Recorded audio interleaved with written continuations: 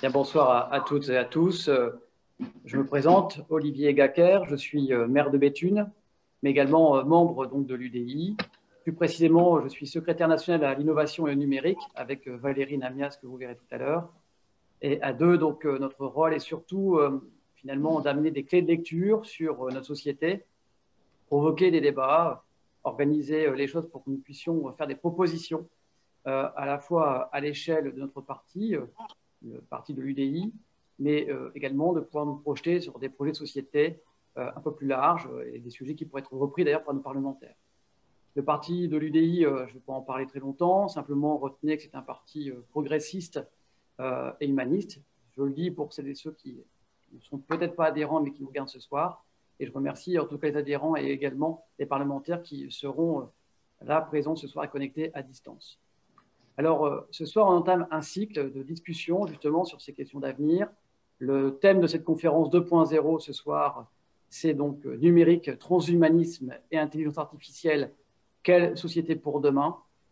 Et donc, cette conférence s'inscrit dans un cycle que nous allons préciser dans le temps et qui est organisé à une période assez spécifique, celle où on nous parle de nous réinterroger, on nous parle de repenser le demain, on nous parle d'un avenir plus ou moins agréable, positif ou pas.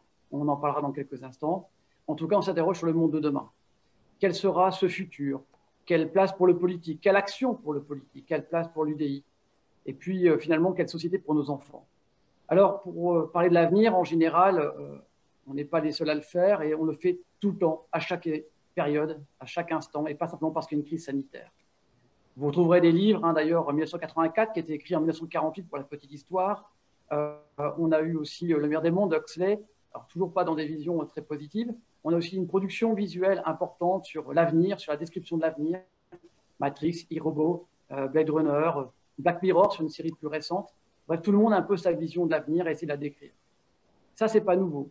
Ce qui est nouveau, par contre, c'est de savoir si ce siècle qui s'ouvre à nous sera un siècle humain ou pas. C'est vrai qu'aujourd'hui, on vit l'évolution technique, on vit l'évolution technologique, on vit finalement l'évolution de la connaissance, l'évolution des savoirs en tant que tel. C'est l'avènement de la quatrième révolution industrielle, c'est le développement de l'intelligence artificielle, c'est l'arrivée des NBIC, entendez nanotechnologie, biotechnologie, informatique avec la loi de Moore, bien évidemment, et les puissances de calcul qui se développent régulièrement, et puis les sciences cognitives.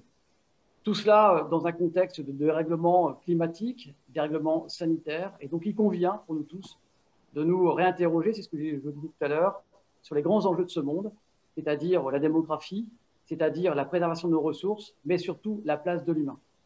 Et sur cette place de l'humain, quand on écoute certains de nos penseurs ou certains de celles et ceux qui s'expriment aujourd'hui sur le sujet, j'ai l'impression qu'il n'y a plus beaucoup de place pour l'humain. D'un côté, nous avons la dystopie.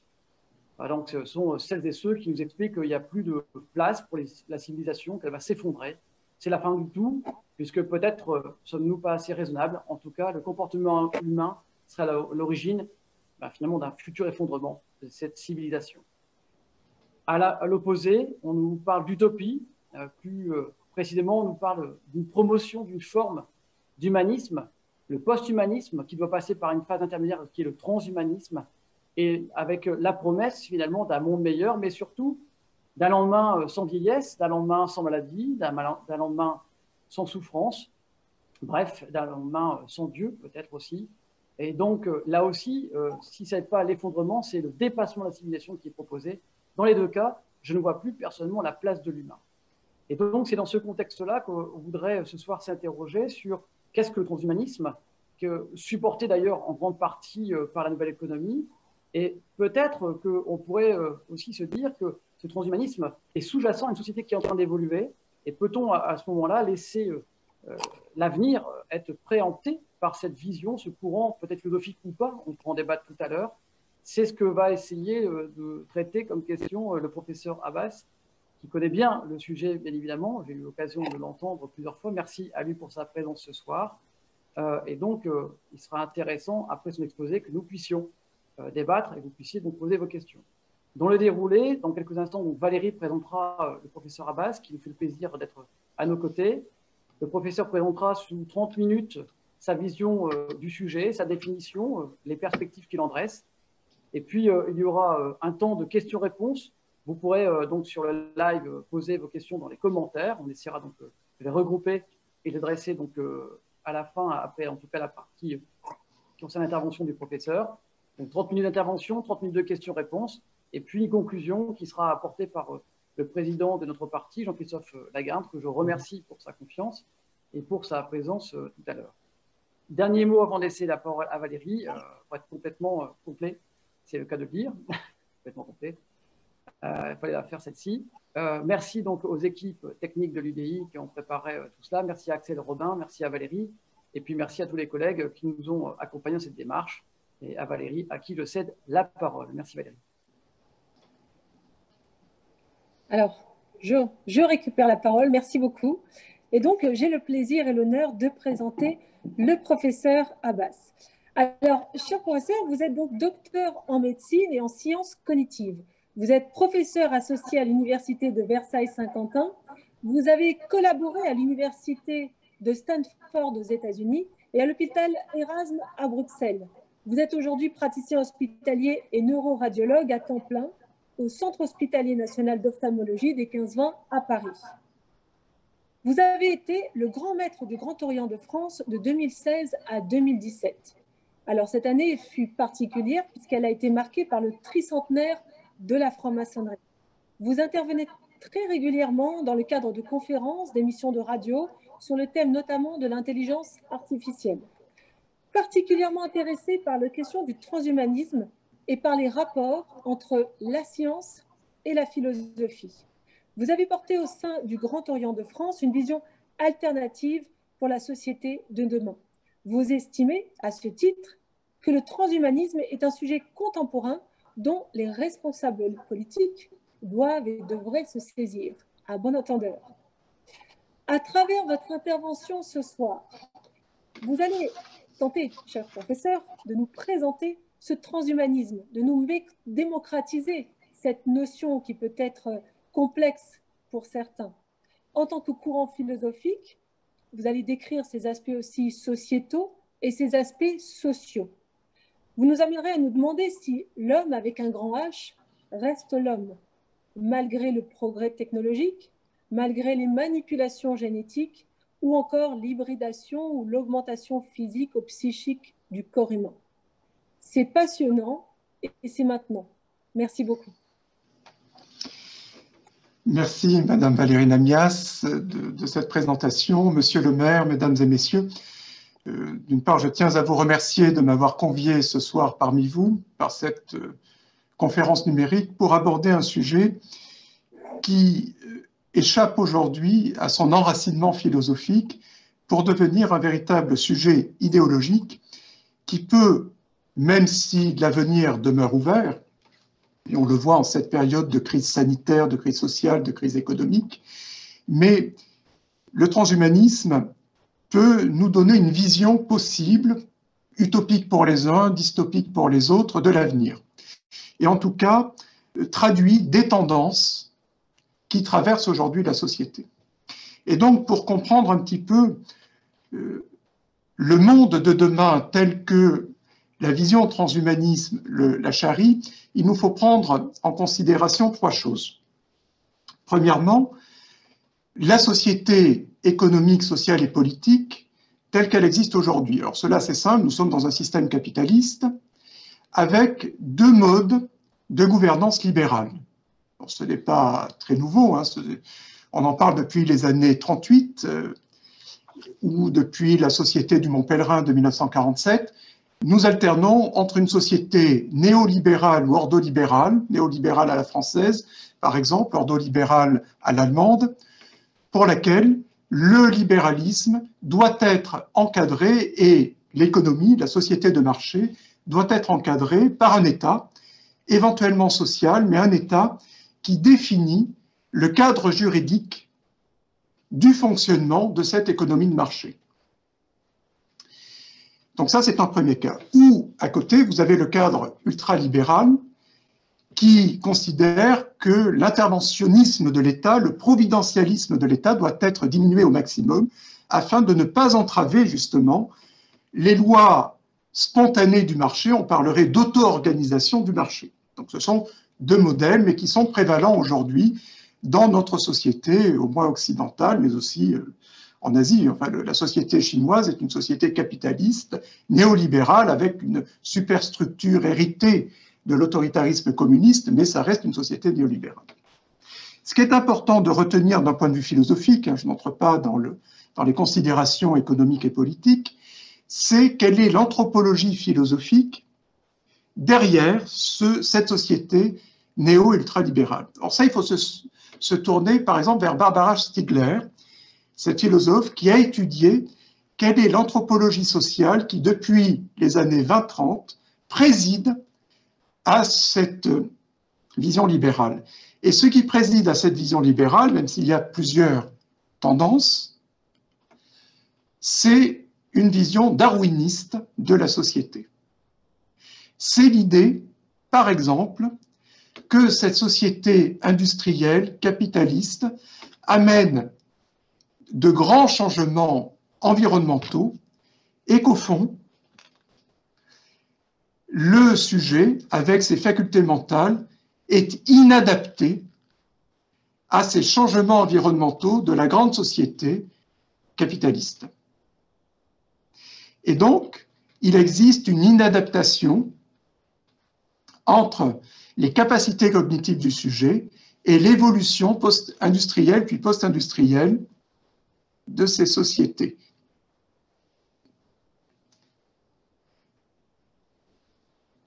Et donc, l'idée de l'ultralibéralisme, par exemple, c'est d'instaurer une société des experts, le politique s'effaçant devant l'expertise du spécialiste, qui est déjà une faillite du politique, puisqu'il ne s'agit pas pour le politique d'être visionnaire et de changer la société d'une manière ou d'une autre en fonction des sensibilités, mais il s'agit de se réfugier derrière l'expertise de spécialistes qui, par leur vision eux-mêmes, permettent de dépasser cette inadaptation de l'individu, du peuple, de la société civile à l'évolution industrielle et post-industrielle de la société. Donc ce qu'il nous faut vraiment retenir, c'est que derrière ces notions de libéralisme, il y a une vision darwiniste, néo-darwiniste de la société. Avec un mot d'ordre, un slogan, c'est « le sujet doit s'adapter à la vitesse des flux, doit être polyvalent, doit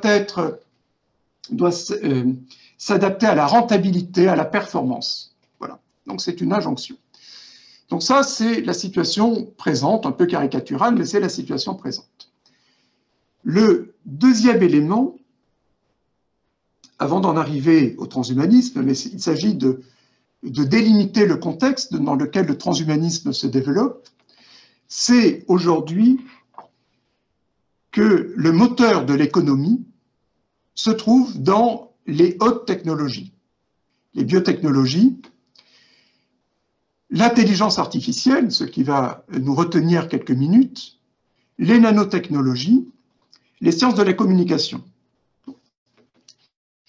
Et dans ces sciences, vous avez une technologie fantastique. Moi, je le dis, nous développons dans notre service aussi l'intelligence artificielle. C'est un outil pour les sciences, pour la médecine, pour l'écologie demain, même s'il faut arriver à convaincre les écologistes. Mais c'est un outil fantastique qui nous permet de faire deux choses. Il permet de classer et il permet de prédire. Classer, c'est reconnaître des visages, c'est reconnaître des maladies, c'est reconnaître des émotions, c'est reconnaître des particules élémentaires, si vous êtes au CERN, c'est reconnaître des exoplanètes, si vous êtes un astrophysicien. Donc, c'est classer. La deuxième chose, c'est prédire. Prédire une valeur boursière, prédire le pronostic d'une maladie. Donc, c'est un outil extrêmement important qui nous permet donc d'avoir ces deux facultés de prédiction et de classification en se nourrissant du big data, des informations nécessaires à l'apprentissage de ces de ces apprentissages automatiques, de ces réseaux artificiels de neurones ou de ces algorithmes qui permettent d'accomplir à la fois classification et prédiction. Et ça, c'est un moteur de l'économie majeure. On estime que d'ici à 30 ans, il permettra un gain de 15 000 milliards, et c'est une prévision simplement, de dollars pour le produit intérieur brut, avec une croissance, je crois, de 20% générale, et qui prédominera sur, évidemment, la Chine, les États-Unis et l'Inde, certainement, qui développe beaucoup ces entreprises d'intelligence artificielle, et l'Europe un petit peu en retard, mais qui bénéficiera aussi de cette manne financière. Donc, l'intelligence artificielle, c'est l'un des moteurs de l'économie contemporaine. C'est aussi, bon, je ne développerai pas ici, c'est aussi une science interdisciplinaire, dont vous verrez qu'elle questionne ce qu'est non seulement l'intelligence, mais ce qu'est l'être humain. Parce que si nous apprenons à la machine à effectuer des tâches qui étaient réalisées par des facultés intellectuelles humaines, viendra un moment où l'on se demandera, dans cette mécanisation de l'être humain, qu'est-ce qu'il reste de spécifiquement humain? Et donc, on pourrait dire, mais je ne développerai pas, que l'intelligence artificielle, qui est une science interdisciplinaire, c'est un peu, au fond, la critique de la raison pure kantienne contemporaine, où l'on étudie les conditions de possibilité de tous les processus intelligents, qu'ils soient matériels ou qu'ils soient biologiques. Donc, vous voyez, c'est une science extrêmement importante. Mais elle a, et c'est ce qui nous intéresse ce soir, elle a un usage social. Car reconnaître des visages, c'est identifier des individus. Reconnaître des émotions, c'est décrypter, plus ou moins, la psychologie de l'individu. Aujourd'hui, pardon, si vous allez sur Amazon ou sur d'autres moteurs commerciaux, vous avez un profilage des goûts des individus en fonction de leurs achats. Et donc, ce qui est important, de notre point de vue, c'est que cette intelligence artificielle, qui est un outil, je le redis, fantastique par ailleurs pour les sciences, la médecine et tout un tas d'autres domaines, est aussi un outil de contrôle social. Puisque l'on va tracer les déplacements de l'individu, on peut tracer les choix commerciaux de l'individu, on peut tracer sa psychologie, et au fur et à mesure que l'intelligence artificielle prend en charge le commerce, demain la domotique, avec de l'intelligence artificielle embarquée dans votre maison, mais qui permettra de savoir quel est votre mode de vie. Pardon. Demain, vous aurez aussi quelque chose de fabuleux. J'étais, à la fin de l'année dernière, j'ai visité les laboratoires d'intelligence artificielle d'un grand groupe industriel, je ne ferai pas de publicité, qui développe aujourd'hui des cœurs artificiels à partir des données des individus. Et donc l'idée qui se profile, c'est que demain sera construit, toute chose égale par ailleurs, par des algorithmes, des avatars physiologiques de l'individu, qui, alimentés en temps réel par les capteurs embarqués, comme ceux de nos smartphones, voire de puces intégrées, permettront d'avoir un avatar qui sera animé par le profilage psychologique pour les goûts, mais aussi par les propriétés physiologiques, je ne sais pas, notre respiration, notre cœur, les maladies que nous aurons pu endurer avant, et qui nous renseignera mieux que nous-mêmes introspectivement sur notre état à la fois psychique et physiologique. Dans un environnement qui sera pris en charge par l'intelligence artificielle, au niveau de l'emploi du temps, au niveau du travail, au niveau des déplacements, au niveau, disais-je, de la domotique, qui construiront ce que les sociologues appellent une bulle de filtration, c'est-à-dire un univers, un environnement immédiat accommodé par les algorithmes, au choix, aux tendances, au goût de l'individu, et qui ainsi, non seulement le traceront complètement, le prendront en charge, mais en même temps donneront à toutes les entreprises, voire aux États, qui auront accès à ces données, un profil psychologique, physiologique, mais aussi politique, intellectuel, social de l'individu. Donc vous aurez une société véritablement de la transparence des citoyens, mais de l'opacité des algorithmes qui, en vous prenant en charge et en vous donnant un gain, après tout, un algorithme qui contrôle votre santé, c'est un algorithme qui pourra prévenir la survenue d'une maladie, la survenue d'un accident vasculaire, d'un accident cardiaque. Mais ce sont aussi des informations dont pourront disposer des organismes, imaginez une mutuelle, une assurance maladie, qui, à ce moment-là, en profiteront pour vous donner des injonctions sanitaires, pour vous dire, demain, arrêtez de boire du whisky, faites du sport, et si vous ne vous conformez pas à ces injonctions, votre police d'assurance va augmenter et vous serez, par la contrainte financière ou politique, assujetti à ces injonctions sanitaires, voire politiques. C'est aussi ce qui se passe en Chine, en expérimentation, tout le monde le sait, ce sont ces espèces de permis de citoyenneté où l'individu tracé par cette intelligence artificielle est reconnu dans la rue et l'on va surveiller son comportement pro ou antisocial. Et un comportement antisocial, c'est déjà le cas, ce n'est pas de la fiction, sera sanctionné par moins d'aide sociale, par moins d'avancement dans son travail, par moins d'accès au logement, enfin voilà. Donc par tout un ensemble de pénalités qui permettront à l'organisme qui gère l'ensemble de ces données, qu'il soit privé ou relevant de la puissance publique, d'orienter le sujet.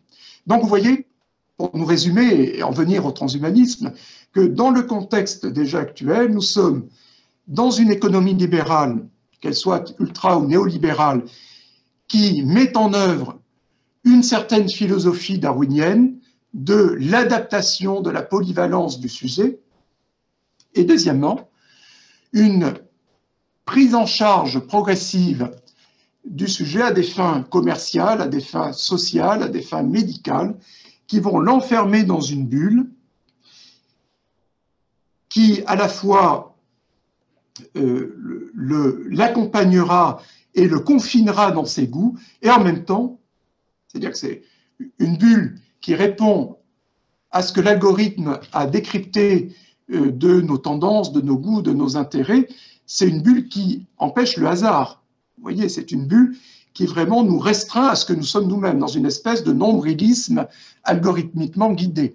Donc c'est quelque chose qui va à l'encontre de la découverte, de la curiosité, qui peut aller, évidemment on peut s'en soustraire, la preuve c'est que nous en parlons, mais si vous voulez, il y a cet accompagnement algorithmique qui à la fois nous apportera un gain incontestable, nous enfermera cependant dans une espèce de rétraction de l'univers et du hasard, et en même temps permettra à des organismes de nous piloter par les données traitées algorithmiquement et qui permettent ce contrôle social. Ça, c'est le deuxième point. Et le troisième élément donc, de ce parcours, c'est le transhumanisme. Alors, le transhumanisme, c'est peut-être une vision caricaturale des choses, nous allons y venir, mais en tout cas, c'est une tendance qui cristallise depuis quelques dizaines d'années ces mouvements de fond qui animent cette société libérale, qui animent cette société algorithmique et qui recherchent au fond une espèce d'anthropologie sociale pour soutenir la vision de l'être humain, homme et femme de demain. À travers un slogan qui est celle de l'être humain augmenté, c'est-à-dire l'usage des technologies pour accroître les capacités physiques, émotionnelles et mentales de l'individu. Alors, si nous nous efforçons, en quelques mots, de définir ce qu'est ce courant transhumaniste, qui est traversé par plusieurs nuances, d'une nuance extrêmement anarcho-capitaliste d'un côté à une nuance d'ailleurs plus continentale, plus du vieux continent, j'entends, social-démocrate, si l'on peut dire, eh bien, cette philosophie transhumaniste, c'est une philosophie qui revendique d'être dans l'aboutissement, en quelque sorte, de l'humanisme des Lumières, de l'humanisme traditionnel, même si en vérité, elle rompt avec cet humanisme-là, en faisant fond sur la notion en particulier de perfectibilité. une vieille notion qui apparaît au sortir de la Renaissance, mais qui dit qu'au fond, l'être humain n'a pas d'identité pérenne, il n'a pas d'essence particulière. L'être humain est ce qu'il choisit d'être, parce que c'est un être humain libre. Et cette philosophie des Lumières est tout à la fois un instrument d'émancipation, de libération des traditions, des superstitions, de la religion, des formes héritées de pouvoir, notamment du pouvoir impérial, monarchique, avant d'en arriver au pouvoir démocratique. Donc c'est un instrument de libération dans le but justement de permettre à l'humain, être perfectible, et bien de s'auto-définir, de se définir lui-même. C'est d'ailleurs ce que les existentialistes diront, bien tardivement, c'est l'existence précède l'essence, c'est-à-dire que, effectivement, avant d'être quelque chose, eh bien, nous sommes en situation et nous sommes ce que nos actes, c'est assez commun, mais ce que nous... Donc, la première idée, c'est que ce transhumanisme considère qu'il se trouve dans le prolongement des Lumières à travers cette promotion de la perfectibilité humaine, c'est-à-dire de la capacité de s'émanciper des traditions pour se donner sa propre définition. Et cette propre définition passe, selon eux, par les sciences et les techniques. C'est une philosophie qui est rationaliste, au sens où elle considère que c'est grâce à la science, et technophile, car c'est la science conjuguée à la technologie qui va permettre à l'homme de prolonger ce mouvement d'émancipation. D'émancipation de quoi? Eh bien, des limites du corps et de l'esprit.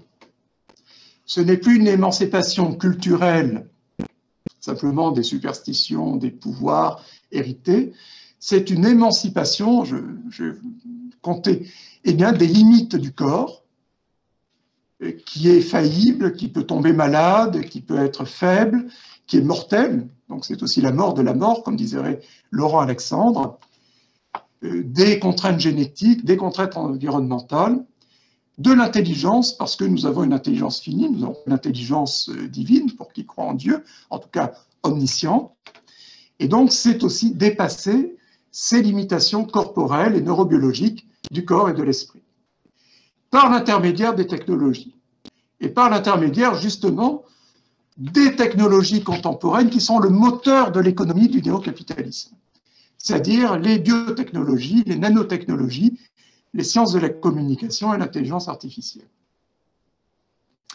C'est donc un mouvement, donc je disais, post-humaniste d'une certaine manière, rationaliste, technophile, mélioriste, puisqu'il s'agit d'accroître les capacités physiques mentales, technoprophétique, parce qu'il ne s'agit pas simplement, comme je le fais ici, de dresser le bilan en quelque sorte de la situation présente, mais il s'agit de faire émerger ce nouveau temps, ces temps ultramodernes, si j'ose dire, où la technologie participera de l'émancipation du corps et de l'esprit de l'être humain. Donc il s'agit d'appeler et de créer les conditions politiques, philosophiques et sociales d'émergence et plutôt d'enracinement de ce mouvement dans la société contemporaine. Et de ce point de vue-là, c'est donc un mouvement politique. Parce qu'il s'agit d'aménager l'environnement économique, politique, scientifique et social pour permettre à cette anthropologie sociale de passer du registre philosophique au registre de la réalité. Passer de la vision d'un être humain augmenté à la concrétisation de l'augmentation technologique de l'être humain. Et donc c'est un système qu'on peut qualifier d'idéologique, ce n'est plus un système philosophique simplement, il y a bien une anthropologie philosophique, mais associée cette fois-ci à une idéologie laquelle est réalisée par de grands groupes industriels et par les GAFA, avec une puissance économique monétaire, enfin 1000 milliards, je crois, pour Google de capitalisation, à faire pâlir les États. Et de surcroît, ces GAFA, ou les équivalents chinois, ou que l'on peut retrouver de par le monde, non seulement ont une puissance industrielle et financière importante, mais ce qu'il faut comprendre, c'est que les États ont besoin de cette économie, puisque nous venons de dire que c'est le moteur de l'économie contemporaine. Donc, ils en ont besoin du point de vue financier, ça draine des flux financiers considérables. Du point de vue du travail, cela crée des emplois. Du point de vue de la sécurité intérieure, la police développe ces techniques d'intelligence artificielle pour la reconnaissance, par exemple dans les aéroports, de potentiels terroristes avec des comportements potentiellement délictueux. Et donc, vous voyez qu'il y a une espèce de cercle, de spirale, où, au fond, cette nouvelle économie se nourrit de ces technologies, lesquelles sont utilisées par les transhumanistes pour aller bien au-delà, pour reconfigurer biologiquement, génétiquement et technologiquement l'être humain. Et donc, vous voyez qu'il y a une espèce de cohérence. Alors, non pas une cohérence dans le sens où tout cela est pensé dans une espèce de veine complotiste, naturellement, mais il y a une convergence, en quelque sorte, factuelle, de ces différents courants, où vous avez un système économique avec une anthropologie relativement ancienne, disons darwiniste, entre guillemets. Vous avez une intelligence artificielle qui reconfigure l'environnement et accompagne le sujet, et vous avez l'anthropologie philosophique, mais véritable idéologie politique du transhumanisme, qui veut accélérer au fond ce processus pour aller soit dans le sens, pour le courant majeur, d'un anarcho-capitalisme, d'une part, comme condition sociale nécessaire à l'avènement de cette société nouvelle fondée sur l'accroissement technologique par une bio-ingénierie de l'être humain, mais qui va nous ramener à la vision darwiniste, et nous allons voir que c'est même une émancipation de la vision darwiniste, car nous passons d'une certaine manière de l'injonction à l'adaptation d'une société post-industrielle qui va très vite dans son évolution, dans ses flux, dans ses injonctions d'adaptation de l'individu à la rentabilité, à la performance, à une philosophie transhumaniste qui dit finalement il faut se soustraire tellement la puissance technologique est grande de cet environnement technoscientifique qu'il faut se soustraire aux darwinistes pour devenir nous-mêmes le moteur de l'évolution. Vous voyez que ça va très loin quand même, en tout cas d'un point de vue philosophique, ça va extrêmement loin. Alors, quel est justement ce mythe transhumaniste qui à la fois se nourrit de cet anarcho-capitalisme, de ce de cet surtout cet ultralibéralisme pour le coup, vers le dépassement de l'être humain dans sa faillibilité. Eh bien, l'idée est la suivante. L'idée, c'est que nous sommes d'ores et déjà dans une société transhumaniste. Certes, pas totalement accomplie, parce que les sciences continuent de développer des technologies au niveau génétique, au niveau biologique, au niveau des implants intracorporels, au niveau des implants cérébraux, donc utilisant toutes ces nano-biotechnologies et technologies de la cognition. Mais en tout cas, nous sommes dans une société transhumaniste pour laquelle les transhumanismes veulent accélérer le processus de passage des technologies de la transformation biologique et cognitive développées à des fins médicales ou à des fins de recherche fondamentale du laboratoire vers la société industrielle, de manière à mettre à disposition des individus, dans un délai, je ne suis pas prophète, mais dans un délai le plus rapide possible, toutes ces technologies qui lui permettront de modifier son corps génétiquement, biologiquement ou par des implants. Alors ça peut aller loin, hein. Alors là, ce sont des dispositifs médicaux, mais pour vous donner un exemple, on peut redonner la vue à des aveugles grâce à des caméras implantées avec des biopuces sur la rétine. Demain, il y a des projets de recherche pour greffer une caméra neuromorphique pour voir l'environnement directement sur le cerveau. Vous avez des dispositifs aujourd'hui de puces qui permettent de reconnecter certaines régions du cerveau. Donc, vous voyez, vous avez des technologies fabuleuses qui sont des technologies de recherche qui s'appellent aujourd'hui l'optogénétique, où l'on peut alors c'est la recherche fondamentale, hein, je ne vous dis pas, si je suis un transhumaniste, je vous dirais, mais c'est fantastique, demain on va l'utiliser pour l'humain. Ça, je ne m'avancerai pas, mais en tout cas, vous avez des technologies comme l'optogénétique qui vous permettent de contrôler le fonctionnement d'un neurone grâce à des images laser, grâce à des faisceaux de lumière, laser par exemple, qui permettent d'activer spécifiquement des neurones dans le cerveau. Donc vous imaginez les perspectives pour un transhumaniste qui pourrait contrôler tous les processus inconscients de son cerveau. Enfin, c'est vraiment une vision un petit peu délirante.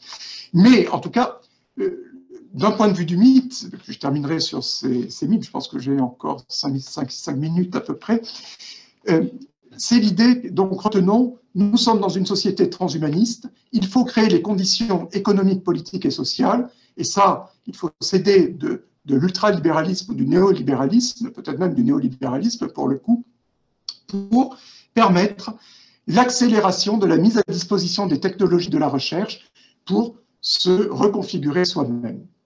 Et ils nous disent, alors là, nous passons dans le prophétisme quasiment, mais les transhumanismes en sont là, ils nous disent, mais viendra un moment, c'est la disruption, hein, à un moment, nous serons tellement reconfigurés nous-mêmes, ou nous serons tellement hybridés à la machine, à l'intelligence artificielle, à des robots, que nous aurons passé une étape qu'ils appellent la singularité. Bon, nous sommes un peu dans la science-fiction, je dois dire, mais il faut rentrer dans leur logique. C'est ça ce qui est important. Quoi que nous pensions des élucubrations potentielles de certains, il faut rentrer dans cette logique, car c'est cette logique qui les guide. Il y aura, pour certains d'entre eux, un moment disruptif, pour parler avec le lexique contemporain, donc un moment de singularité, où l'hybridation entre l'être humain ou la machine, où la reconfiguration génétique et biologique du sujet sera telle que nous aurons créé une nouvelle espèce. Et le but n'est pas simplement l'augmentation des capacités physiques et mentales, ne nous y trompons pas, c'est la création d'une nouvelle espèce qui aura dépassé l'espèce humaine, qui aura dépassé en prolongeant sa vie, en démultipliant ses capacités physiques, émotionnelles et mentales, qui aura vaincu peut-être la maladie, en tout cas un certain nombre de maladies, par cette sculpture nouvelle d'une entité, un cyborg peut-être, je ne sais pas comment il faut le dire, en tout cas d'un post-humain, qui aura échappé à la condition humaine faillible et mortelle. Et c'est de ce point de vue-là une rupture complète avec l'humanisme des Lumières, qui est une pensée malgré tout de la finitude. Mais ce qu'il faut voir, c'est que dans ce grand mythe du passage de la transhumanité via la singularité, c'est-à-dire cette irréversibilité du changement de la chair humaine vers une post-humanité aux capacités décuplées et peut-être, en tout cas, peut-être pas éternelles, mais en tout cas sur la voie de l'immortalisation, eh bien, se joue un renversement justement de la pensée darwinienne. Si dans la période transhumaniste, il faut impérativement accélérer l'adaptation de l'individu à la puissance scientifique et industrielle de la société en lui permettant d'être plus performant, d'être plus rentable grâce à l'hybridation biotechnologique, l'idée derrière, c'est malgré tout d'échapper au darwinisme. Donc on dépasse en quelque sorte le modèle de l'anthropologie philosophique du XXe siècle, hein, derrière le libéralisme, en tout cas, par exemple, tel que Barbara Stiegler, vraiment très intelligemment la recompose, même s'il y a d'autres formes, hein, si on va vers justement le pragmatisme de Dewey, c'est un peu différent, mais en tout cas, il y a une volonté chez les transhumanistes de se dire le corps et la limitation de l'esprit dans ce corps fini doit être aujourd'hui dépassé par la technologie, parce qu'il y a il y a certes une adaptation de l'esprit et du corps à son environnement industriel et post-industriel, mais l'évolution biologique qui se compte en centaines de milliers, voire en millions, voire milliards d'années, hein, la première cellule, c'est il y a environ 3,5 milliards d'années, vous voyez, ça remonte assez loin. Eh bien, cette évolution est extrêmement lente, alors que la temporalité des développements scientifiques et technologiques est extrêmement rapide. Dites-vous que toute la science moderne, vous pouvez la faire remonter au XVIe siècle, mais c'est le XIXe siècle pour la mécanique classique, l'électromagnétisme, c'est la relativité 1905 et 1915. Avec Einstein, la mécanique quantique, ce sont les années 25-26, enfin, pour prendre une date. Et donc, tout cela va très vite. Et donc, l'idée, c'est de dire, maintenant, il faut s'affranchir des limites du corps et de l'esprit et de l'évolution naturelle qui est dans une temporalité trop lente. Et donc, nous le pouvons en devenant nous-mêmes, par ingénierie sociale, biotechnologique, le moteur de l'évolution naturelle. Nous allons reconstruire la société, puis le corps et l'esprit, en fonction de ces technologies, pour nous soustraire, nous qui étions simplement les acteurs passifs de l'évolution naturelle, pour devenir d'une manière démiurgique, eh bien, l'auteur de notre propre corps et de notre propre esprit, grâce à ces techniques.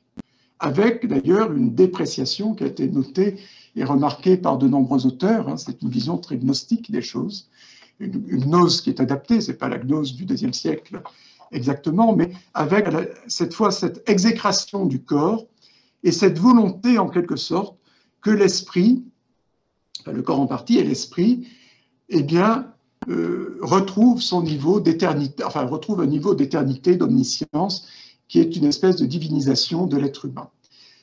Donc voilà un petit peu, je crois que j'ai que 2 minutes d'après le décompte, voilà un petit peu ce que je voulais vous illustrer en ce temps un petit peu bref.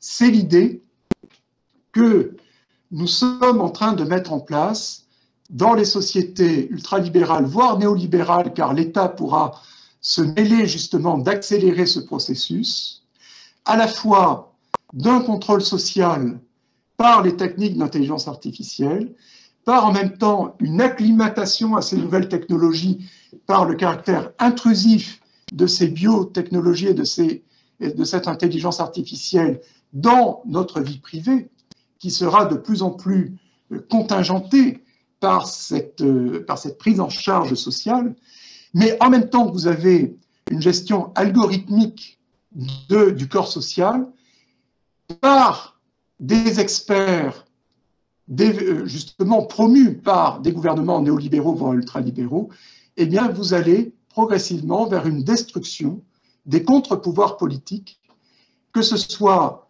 le pouvoir des élus politiques de la nation ou des syndicats, parce que on vous opposera toujours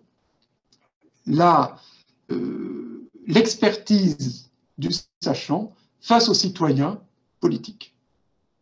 Et donc, se profite derrière cette mise en place d'une société propre à l'avènement d'une société transhumaniste ou post-humaniste, eh bien, la destruction, la déliquescence progressive du pouvoir politique par la promotion des experts et par le remplacement des experts humains par des experts algorithmiques. Donc, vous voyez un petit peu pourquoi le politique doit s'emparer, quelle que soit sa couleur politique, parce que là, pour le coup, c'est transpolitique. C'est carrément le champ politique qui va disparaître de l'horizon citoyen. Et cela pour aller vers eh bien, une transformation essentielle, pour le coup, de l'être humain à travers ces biotechnologies. Sans compter ce que cela suppose d'adaptation. Est-ce que tous les êtres humains pourront avoir accès à ces nouvelles technologies? Donc il y a en même temps, derrière, non seulement une révolution politique par l'amoindrissement de la place du politique, une révolution sociale et biologique par la transformation de l'être humain tel qu'il est vu dans cette perspective. Je vous remercie de votre attention.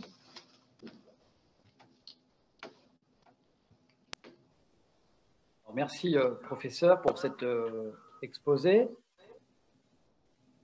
Beaucoup de réactions nous avons eu donc, sur donc, le direct Facebook. On a aussi quelques questions. Je vais essayer de les synthétiser. Donc, à la fois, vous avez parlé donc, de l'individu, de son évolution possible, et puis vous avez parlé de ces relations, finalement, et la vision collective bien évidemment, quelle sera la relation demain, l'organisation sociétale, finalement, vous avez parlé des interactions sociales.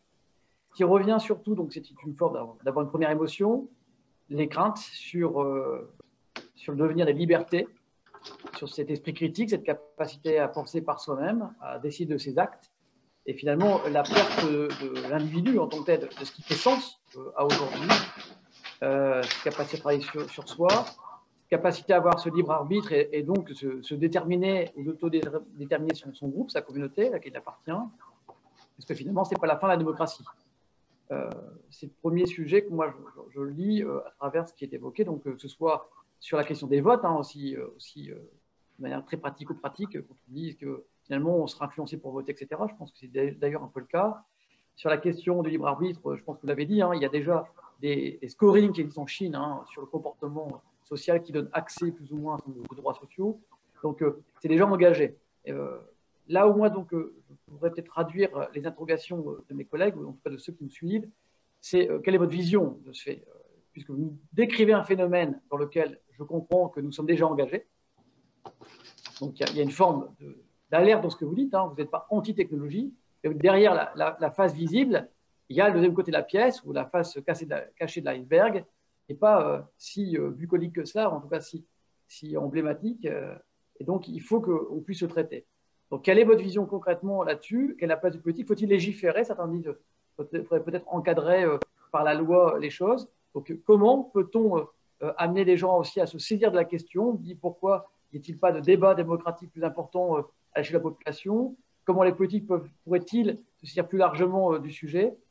Voilà, donc une réaction plutôt émotionnelle, une envie plutôt de prolonger votre présentation et d'avoir aussi votre point de vue jusqu'au bout. Vous, demain, vous êtes élu, vous faites quoi? Merci. Écoutez, moi, je ne cache pas que j'ai une vision un petit peu pessimiste des choses. Je pense qu'il est trop tard. Je pense qu'il est trop tard, pour plusieurs raisons. D'abord, comme je vous le disais, c'est cette spirale un petit peu infernale. À côté, alors, comme vous le répétiez, il ne s'agit pas d'être contre la technologie, il ne s'agit pas de sombrer dans l'obscurantisme contre les sciences, c'est bien au contraire. Donc, je le redis, toutes ces technologies sont merveilleuses, sont fantastiques, les sciences progressent, donc ça, il faut le mettre de côté. Mais, premièrement, bien sûr, il faut légiférer. Mais dans quel cadre? Dans un cadre national, dans un cadre européen, dans un cadre mondial. Or, vous aurez toujours un certain nombre de pays pour se soustraire à ces législations, d'une part.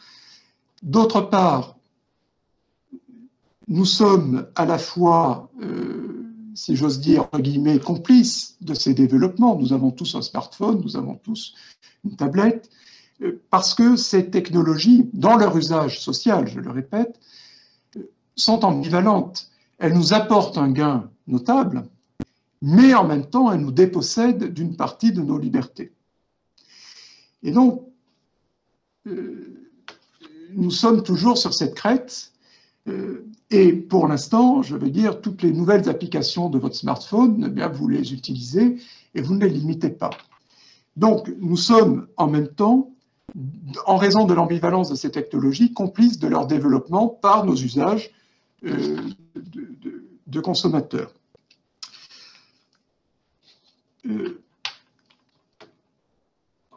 Ensuite, ces technologies sont utiles à l'État, nous l'avons dit, sont utiles à des organismes. Demain, toutes ces données seront nécessaires pour la santé, pour des politiques de santé publique. Vous imaginez tout ce que l'on va pouvoir mettre en œuvre sur les cancers, sur tout un tas de maladies, sur un certain nombre de traitements. Je vous rappelle qu'aujourd'hui, il y a un réseau artificiel, un réseau convolutif qui a trouvé un nouvel antibiotique qu'on n'imaginait pas, parmi tout un tas de substances. Donc, nous avons besoin de ces technologies. Et donc, elles vont diffuser forcément.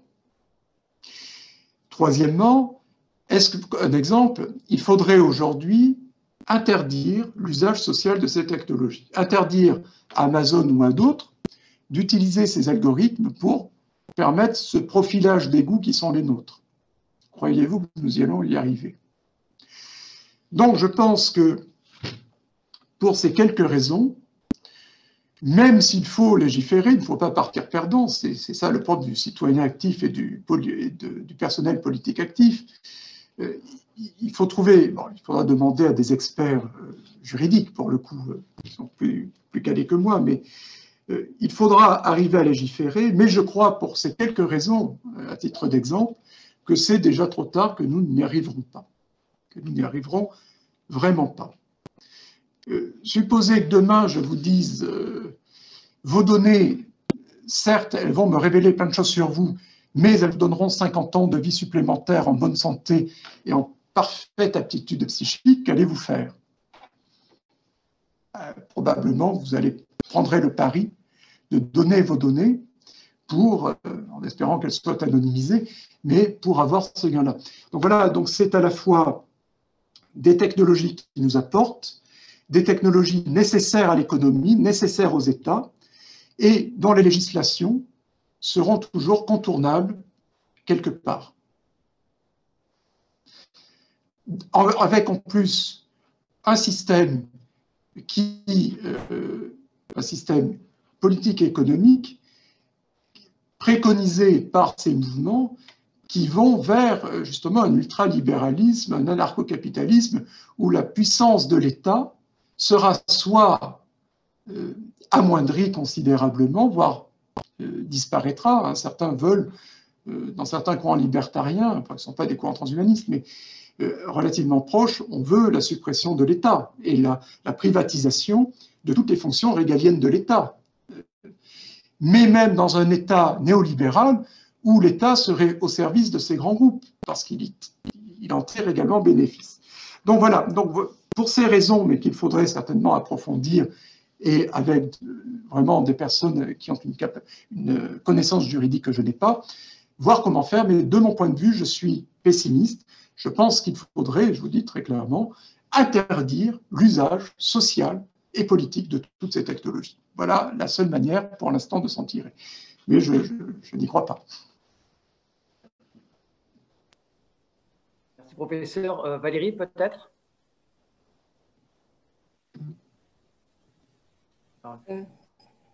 Alors oui, je te remercie Olivier de me laisser intervenir. Bon, c'est passionnant. Effectivement, vous avez raison sur un sujet. C'est presque, on en arrive presque à une sorte de schizophrénie tellement c'est ambivalent. C'est-à-dire d'un côté, c'est le propre de l'humain. Depuis le départ de l'humanité, c'est le propre de l'humain d'avancer. On crée le feu, on crée la roue, et puis la roue amène à autre chose, et puis on amène à d'autres innovations. Puis on a ouvert cette boîte de Pandore, ou bien on a ce qu'on a croqué dans la pomme d'Adam. Ça s'appelle les technologies. Cette boîte de Pandore est à la fois extraordinaire et, comme vous l'avez décrit, est à la fois terrifiante. Et puis cette pomme d'Adam nous a amené, en fait, on est sorti du paradis qui est l'humain en tant que tel, et on arrive dans un enfer, entre guillemets, dans lequel on se complaît, mais dans un enfer technologique. Et moi qui suis la première à les utiliser, je plaisantais tout à l'heure avec Axel Robin parce que je disais que j'étais sur tous les réseaux sociaux. Donc il me dit, mais tu es aussi sur celui-là? Je dis, mais j'y suis aussi sur celui-là. Mais du coup, ça nous crée une dépendance. Et des fois, je suis jusqu'à 2 h du matin pour dire, ah tiens, j'ai oublié de mettre... Enfin, je veux dire, et ça, dans la cuisine, c'est-à-dire maintenant, je vais essayer d'acheter le frigo qui me permettra de faire mes coupes. Bon, bref. Donc, à la fois, il y a une aide qui peut-être que des plus intéressantes pour l'avenir en tant que personne dans la société, parents, etc. Enfin, et en même temps, un danger, comme vous l'avez exprimé, parce que voilà, ça ouvre à tout sur des suprématies, des entreprises suprématies qui pourront totalement nous gérer. Le problème, vous l'avez raison, et ça, je suis complètement consciente, et moi qui fais de la politique, c'est que c'est extrêmement compliqué de légiférer parce qu'à partir du moment où vous allez dire stop, d'un point de vue philosophique, d'un point de vue de nos valeurs, ça va trop loin. Imaginons dans la génétique, on va commencer à utiliser des bébés, puis on va commencer à changer les génomes parce qu'on veut créer, j'ai failli vous mettre un post-it en disant voilà, on est dans la catégorie des X-Men en fait, on va créer des gens qui sont dans une suprématie intelligente, demain on va créer l'homme qui va pouvoir voler, on va créer ce qu'on a peut-être tous envie inconsciemment. Mais le fait est, c'est qu'on va extrêmement loin et on ne peut pas l'arrêter, vous l'avez raison, parce que imaginons en France, on légifère et on dit on stoppe, en Europe on légifère, on stoppe, la Chine ne va pas s'arrêter et d'autres pays ne s'arrêteront pas et on va se retrouver dans un système où on va être en défaillance par rapport à eux. Et ce qui m'a intéressé dans ce que vous avez dit, c'est que plus on touche à ces nouvelles technologies, plus on crée, plus on apprend, plus on peut aller, on se rend compte de l'émerveillement de connaissances qui est absolument infini dans tout ce qu'on peut faire. Et plus, en fait, on essaye de faire une sorte de tour de Babel. En fait, on essaye de rejoindre Dieu. On essaye inconsciemment, alors que nous sommes qu'un être humain qui a un temps, comme vous l'avez dit, défini. Même si on rallonge notre vie, on va jusqu'à 80, 100 ans, c'est quand même défini. Mais en fait, on essaye inconsciemment de se dire on veut un temps indéfini, on veut rejoindre Dieu. C'est-à-dire qu'on a aujourd'hui, j'extrapole, hein, les datas qui peuvent être indéfinies. Pourquoi pas nous, en tant qu'humains, ne pouvons pas nous prolonger ad vitam aeternam, en tenant nos cellules, en tenant, etc. Donc à la fois, c'est passionnant pour quelqu'un qui travaillerait dans toutes les nouvelles technologies, mais ce serait passionnant. Et à la fin, sur un plan philosophique, mais c'est extrêmement effrayant. Donc, oui. Je pense qu'on ne pourra jamais légiférer sur un plan national, c'est strictement impossible. Et la seule solution, ce serait d'avoir, à mon avis, et spontanément par rapport à ce que vous dites, hein, ce serait d'avoir une sorte de sages internationaux, c'est-à-dire de tous les continents, avec leur façon de voir, leur religion, leur culte, leurs croyances, et que ces sages puissent faire des propositions sur le plan de l'humanité et de dire, voilà, ça c'est le point à ne pas dépasser. Sinon, dans 100 ans, 200 ans, nous allons nous entretuer de par ces nouvelles, cette avancée trop importante. C'est ma réflexion par rapport à tout ce que vous avez dit qui est passionnant. Oui, je partage complètement, mais j'ai peur que ce comité de sages n'ait pas grand pouvoir, mais il faudrait effectivement, on pourrait imaginer des comités d'éthique dans les entreprises, pas des comités d'éthique extérieurs. Un comité d'éthique face à la direction et aux actionnaires de Google ou de notre ne pèse rien du tout. Enfin, on peut d'autant que les comités d'éthique ont une vision parfois très parcellaire des choses. C'est ce que certains philosophes appellent une microéthique. C'est-à-dire, il faut comprendre que c'est tout le système qui s'emballe et que l'on peut réfléchir sur les voitures autonomes, mais si on ne réfléchit pas sur tout le système qui porte les voitures autonomes, qui de mon point de vue, sera un bienfait aussi. Enfin, il faudra sortir pour des raisons écologiques et tout un tas de choses. Mais, donc, il faudrait, mais c'est toujours pareil, le rapport de force est toujours à la défaveur du citoyen et de la citoyenne. Lorsque les moteurs sont des moteurs anonymes et de flux financiers tellement conséquents, eh bien, la puissance publique, les comités d'éthique sont complètement dépourvus. Mais je suis d'accord avec vous, il faudrait quelque chose comme ça quand même. Soit un comité de sages, mais vraiment dans les entreprises elles-mêmes, des comités d'éthique soustraits à la simple logique financière, comptable, qui est aussi importante, hein, je ne dis pas le contraire, mais pour voir les conséquences à long terme de ce qui est en train de se faire. Il faut essayer, je suis un peu dubitatif. Et là encore, parce que les gouvernements aussi ont besoin de tout cela. Et donc, nous, à notre échelle, nous sommes, par nos attitudes consuméristes, à la fois complices de ce système, mais les États eux-mêmes sont complices. Et je le redis, le moteur de l'économie, ce sont ces technologies. Donc, à moins de réorienter l'économie sur d'autres secteurs, mais on ne voit pas très bien lesquels, eh bien, ces technologies vont elles-mêmes reconfigurer l'environnement juridique pour permettre, avec la complicité de certains États, eh bien, de forcer toutes les contraintes juridiques pour permettre le plein épanouissement de ces technologies en dehors de leurs bienfaits aussi très réels. Et ce que je voulais dire, ce que vous m'inspiriez également, je suis aussi d'accord avec vous, il y a cette aspiration des transhumanistes, effectivement, n'est pas nouvelle. C'est toute l'humanité, c'est cet autodépassement de l'humanité, hein, c'est cette volonté, cette curiosité, cette volonté de progresser, d'aller toujours de l'avant, et donc cet autodépassement de soi qui est au cœur. Et donc ça, c'est commun à l'humanité, c'est commun à l'émancipation des Lumières, mais il y a quelque chose de différent. C'est que cet autodépassement de la condition humaine, charrié par les Lumières, par la modernité, admettait des limites. C'est la finitude de l'existence humaine, la finitude du corps faillible et la finitude de la connaissance. Enfin, nous ne pouvons pas nous égaler à un quelconque Dieu. Nous ne pouvons pas être omniscients. Si vous prenez l'un des grands penseurs des sciences de son époque, qui est Emmanuel Kant, à travers la critique de la raison pure, la critique de la raison pure, c'est la reconnaissance des limites de la raison. Or là, le transhumanisme, c'est justement faire fi de cette finitude pour aller au-delà. Et aller au-delà d'une manière qu'eux-mêmes thématisent comme étant un jour irréversible. Donc ce sont des apprentis sorciers. Et là, nous passons une étape. Nous ne sommes plus dans l'humanisme, nous ne sommes plus dans le contrôle. Nous sommes à la fois dans l'autodépassement de soi, mais dans le dépassement vers un avenir que nous ne pouvons même plus prévoir ni contrôler. Hein, c'est vraiment une plongée dans l'inconnu et dans l'irréversibilité des choses. Et ça, c'est quelque chose qui rompt complètement avec la tradition scientifique. Et dernier point, que là aussi, vous m'y avez fait penser par l'ensemble de vos pertinentes remarques, c'est que qu'est-ce qu'il faut faire? Pour que cette société advienne, qu'est-ce qu'il faut faire? Eh bien, il faut convaincre quiconque du bienfait et de l'inéluctabilité de ce devenir. Alors, dans les sociétés libérales, cela passait par deux choses. La conviction politique, quelles que soient les sensibilités, mais surtout la propagande et la publicité. Aujourd'hui, le mode pour amener la conviction du sujet quant à l'inéluctabilité, l'inexorabilité de ce devenir, c'est de le rendre dépendant des technologies. Là aussi, il y a quelque chose d'assez cohérent. C'est créé, et voyez comme le sont, moi j'ai une totale addiction avec mon téléphone portable aujourd'hui. Je suis perdu quand je le perds, en plus il y a tellement d'informations dedans que... Voilà.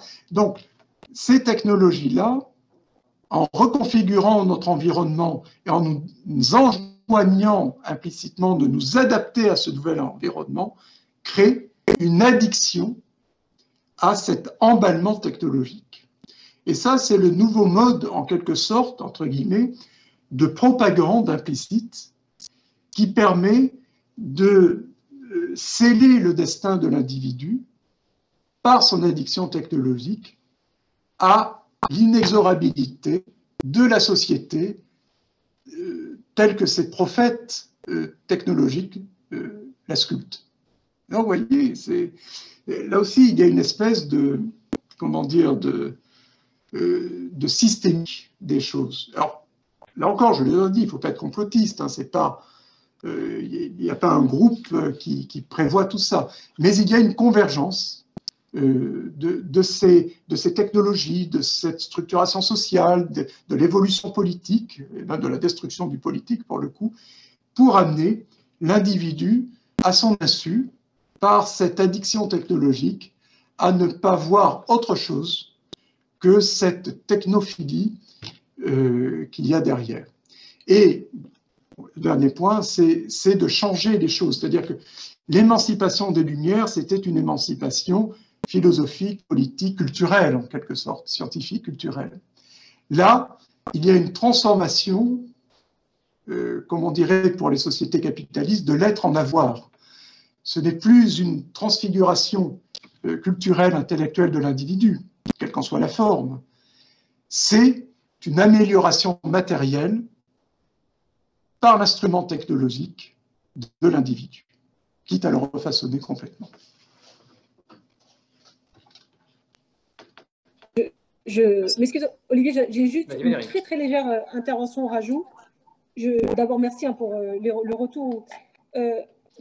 Par rapport à ce que vous nous avez dit sur la finalité, que vous êtes un peu pessimiste, alors moi, je ne vais pas être d'accord avec vous, je vais être optimiste. Alors après, c'est peut-être parce que je le suis en permanence, c'est un côté un peu ingénu, hein, on essaie d'être optimiste quand il arrive, mais je le suis pour une chose, c'est que j'ai vu les évolutions depuis mon enfance sur tout ce qu'on a voulu mettre en place autour de nous, etc. Et qu'à un moment, la nature, de façon bénéfique ou malheureusement à ses dépens, a repris sa place. Et je me dis que les choses dans la nature, il y a toujours une expiration et une inspiration. effectivement, là, il y a un emballement technologique et on va loin. Et nous, les politiques, on est un peu peut-être à suivre. Je vois comment on a évolué sur les réseaux sociaux pour pouvoir suivre le citoyen, etc. Le fait est, c'est qu'à un moment, on s'est retrouvé stoppé par des choses qui nous ont dépassés du point de vue de l'ensemble de l'environnement. Et que du coup, on retourne à des choses qui sont essentielles, à des basiques, à des choses que nous faisaient nos arrière-grand-mères sur l'utilisation, l'exploitation de la vie à la maison, que ce soit des choses de la domotique. Voilà, on revient, on limite les voitures, qui est pourtant une avancée technologique magnifique, et même des gens qui sont comme moi, des gens sur la technologie en français, je me rends compte que la Terre, enfin, c'est un peu large comme vocabulaire, mais il y a un besoin d'équilibre qui fait que peut-être on va aller, nous, l'humain, trop loin, très loin, et qu'à un moment donné, à nos dépens peut-être, hein, je ne sais pas l'avenir, mais ça va revenir à un équilibre obligatoire parce que sinon on est dans la destruction de notre propre monde. Donc c'est dans cela où c'est un peu dur ce que je dis parce que mon optimisme peut passer par des phases extrêmement complexes ou difficiles, mais le fait est, c'est que je vois les choses comme ça. Mais écoutez, moi j'espère me tromper et j'espère que vous avez raison. Et je ne sais pas si c'est un travers de ma personnalité que d'être un peu pessimiste là, mais je pense que mon optimisme reviendra en tout cas grâce à la prise de conscience et au volontarisme politique, voilà, des personnels politiques. C'est ça qui va me redonner l'espoir en l'avenir. Mais tant que je ne le vois pas pour l'instant, je reste, tout en espérant me tromper sur l'avenir que l'on essaie un peu prophétiquement de dessiner, mais un peu comme un prophète de malheur, vous voyez, c'est un peu le prophète de malheur qui va annoncer la chute de Ninive, et finalement, Dieu a décidé de sauver Ninive, et finalement, il s'est trompé, enfin, il ne s'est pas trompé, voilà. Donc, voilà, je souhaite être optimiste comme vous, mais c'est à vous, justement, qu'il appartient de me rendre optimiste par cet interventionnisme politique. Merci, professeur. Donc, c'est une transition tout trouvée. On va pouvoir céder la parole dans quelques instants au président Jean-Christophe Lagarde qui pourra amener des éléments de conclusion. Mais en tout cas, ce que j'ai retenu, je me ferai un peu l'avocat du diable, c'est que vous parliez finalement d'un dépassement de l'humain qui pourrait être un effacement de l'humain. Mais au final, vous avez dit le siècle des Lumières, c'est le propre de pouvoir penser par soi-même, s'émanciper et faire des choix. Et quand vous parlez d'addictions à la technologie, ce sont des choix que nous faisons également. S'ils sont éclairés, c'est ça l'important, me semble-t-il, à ce moment-là, ils sont assumés. S'ils ne le sont pas, c'est là où je vous rejoins. Finalement, on se retrouve embarqué dans une vague de fond pour laquelle on n'est pas été averti. C'est comme si j'utilisais un produit sans avoir lu le mode d'emploi ou sans qu'on m'ait donné l'occasion de le lire. Et donc, c'est là où, effectivement, ce que dit en définitive, il y a encore de l'espoir, c'est le positionnement de l'être humain, sa capacité à prendre du recul et à faire les meilleurs choix possibles pour lui et puis finalement pour la communauté. En tout cas, merci pour votre intervention qui était d'un excellent niveau. Et puis, après avoir encore remercié tout le staff, je vais céder la parole donc à Jean-Christophe Lagarde, notre président, pour quelques mots de conclusion. Merci. Bon, merci, professeur, d'abord d'avoir accepté notre invitation et de vos réflexions. Je ne pense pas qu'il y ait beaucoup de mouvements politiques où on prend un peu de temps pour débattre de ça ou envisager ça. Et pourtant, vous avez raison, sans doute le politique n'a pas forcément les réponses aujourd'hui, mais il devrait s'y intéresser et se poser des questions avant d'essayer de former les réponses. Donc, je veux remercier Olivier Gaquer et Valérie Lamias d'avoir organisé ce webinaire et vous livrer quelques réflexions qui me tracassent. Ce n'est pas totalement pour rien, sinon on s'y intéresse. Vous disiez tout à l'heure, en prenant un peu ce que vous disiez, vous disiez tout à l'heure que la société, le modèle économique, le développement technologique, les progrès, c'est un jugement de valeur. En tout cas, les développements technologiques font qu'on doit s'adapter en permanence à ces exigences que la société fait d'elle. Ça, je crois que ce n'est pas un phénomène nouveau, ça a toujours existé. L'être humain qui n'était pas capable d'utiliser le feu, qui n'était pas capable d'utiliser la pierre, puis le bois, puis la construction, etc. Il a bien dû s'adapter pour trouver sa place dans la société qui était la sienne. Elle était moins complexe, elle était plus réduite, mais c'est quelque chose qui a toujours évolué. En revanche, le progrès technologique a jusqu'à présent toujours permis, ou en tout cas depuis la révolution industrielle, a permis d'offrir une place dans la société à chacun. Je veux dire par là que la révolution industrielle, ce sont des manœuvres agricoles qui deviennent des manœuvres industrielles. Ils ont la même place, ils ont un progrès de confort, ils ont une meilleure garantie à l'époque de survie, ils ne dépendent pas que de la saison, ils dépendent du carnet de commandes. et ils peuvent croire dans une société qu'ils contrôlent parce qu'ils ne sont plus soumis aux aléas de la nature. Ils sont moins soumis aux aléas de la nature qu'ils l'étaient, ils deviennent soumis aux aléas des rythmes économiques. Et puis ces enfants et petits-enfants que nous sommes deviennent employés de bureau, chercheurs, etc. Là, on a une différence avec cette injonction technologique, c'est qu'il y a un nombre de gens décrochés considérable, à une vitesse que vous évoquiez tout à l'heure qui est énormissime, et qui, c'est un problème immédiat, urgent pour nos sociétés, et qui font que finalement, ça met en danger la démocratie. Alors vous disiez, est-ce qu'on peut contrôler l'addiction à la technologie, la technophilie? Vous pensez qu'il y avait technophilie? Moi, je ne pense pas qu'il y a technophilie. C'est qu'en fait, toutes ces technologies sont en train progressivement, on y reviendra peut-être tout à l'heure, de nous donner la capacité de satisfaire notre instinct animal, c'est-à-dire la satisfaction de nos désirs. Vous disiez que vous étiez accro à votre téléphone parce que vous désirez savoir quelque chose, vous contactez quelqu'un, dans l'instant, dans la seconde, votre instinct veut que, et la technologie vous l'offre. Elle n'offre pas encore tout, mais elle est en train, c'est ce que vous avez décrit tout à l'heure, de tout nous offrir.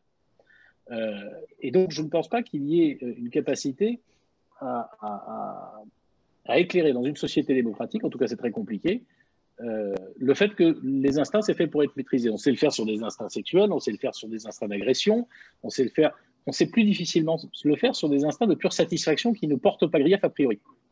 Dans le débat, c'est difficile de venir dire non, tu ne dois pas faire ça parce que c'est pas bon. En règle générale, pour la vie sociale, même si en réalité, bon. Et c'est pas de la technophilie, c'est notre côté animal qui veut simplement satisfaire, dont l'instinct veut satisfaire son besoin ressenti immédiat. Qu'en plus, là, pour le compte, si on connaît beaucoup de choses, on ne sait pas forcément très bien analyser dans ces causes. Bref. Le risque, en réalité, c'est un risque démocratique parce que vous avez une difficulté qui est posée, qui est celle de, comment dirais-je, de l'utilité des uns et des autres. Bon, j'y reviens dans un instant. Moi, ça me semble donner un premier défi, c'est le risque de déclassement, ça aussi on y reviendra, des sociétés démocratiques par rapport aux autres. Vous évoquiez la Chine tout à l'heure. Aujourd'hui, on a un RGPD en Europe qui permet de limiter un petit peu l'intrusion dans les données, etc. Il n'existe pas en Chine, il n'existe pas. Alors, si les citoyens l'utilisaient, parce que personne ne va cliquer tout refuser sur les cookies, malheureusement, mais le droit a été donné. Bon, c'est pas le cas en Chine. Vous le décriviez, c'est pire. C'est que de toute façon, tu n'as pas le droit de ne pas avoir le cookie.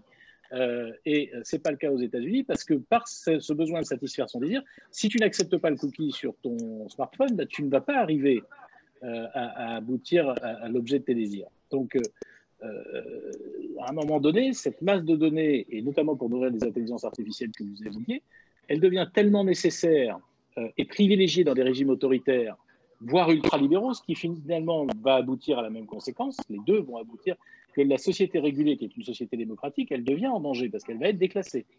Et elle ne va pas être déclassée que sous cet aspect-là. Ce qui me semble nous poser trois défis principaux. La première, c'est que les technologies d'aujourd'hui et de demain surtout, elles font ce qu'ont toujours fait les technologies, mais elles nous posent un enjeu qui ne s'était jamais posé, en tout cas dans ces termes-là. Ça nous décharge de nos tâches, y compris les plus pénibles, mais aussi maintenant les plus intelligentes, les plus conceptuelles pour une partie d'entre elles. On saurait, par exemple, avec l'intelligence artificielle, produire des musiques personnalisées au professeur Christophe Abbas en fonction de ce qu'il écoute habituellement, qui ne plaira pas à Valérie Namias, mais qui vous plaira à vous, et qui donc, comment dirais-je, décharge totalement le créateur, musicien, ou sculptural ou pictural, de son travail, ce qui est énormissime, parce que on comprenait que l'ouvrier agricole ou l'ouvrier industriel est remplacé par une machine qui le fait 24 heures sur 24, etc., mais il avait un niveau de formation faible. Progressivement, beaucoup d'autres métiers beaucoup plus conceptuels peuvent être remplacés et rendus plus efficaces par les évolutions technologiques. Ça va nous poser une question évidemment centrale, là aussi dans une démocratie, c'est celle de l'utilité sociale. Et on vient d'en vivre l'exemple avec le confinement.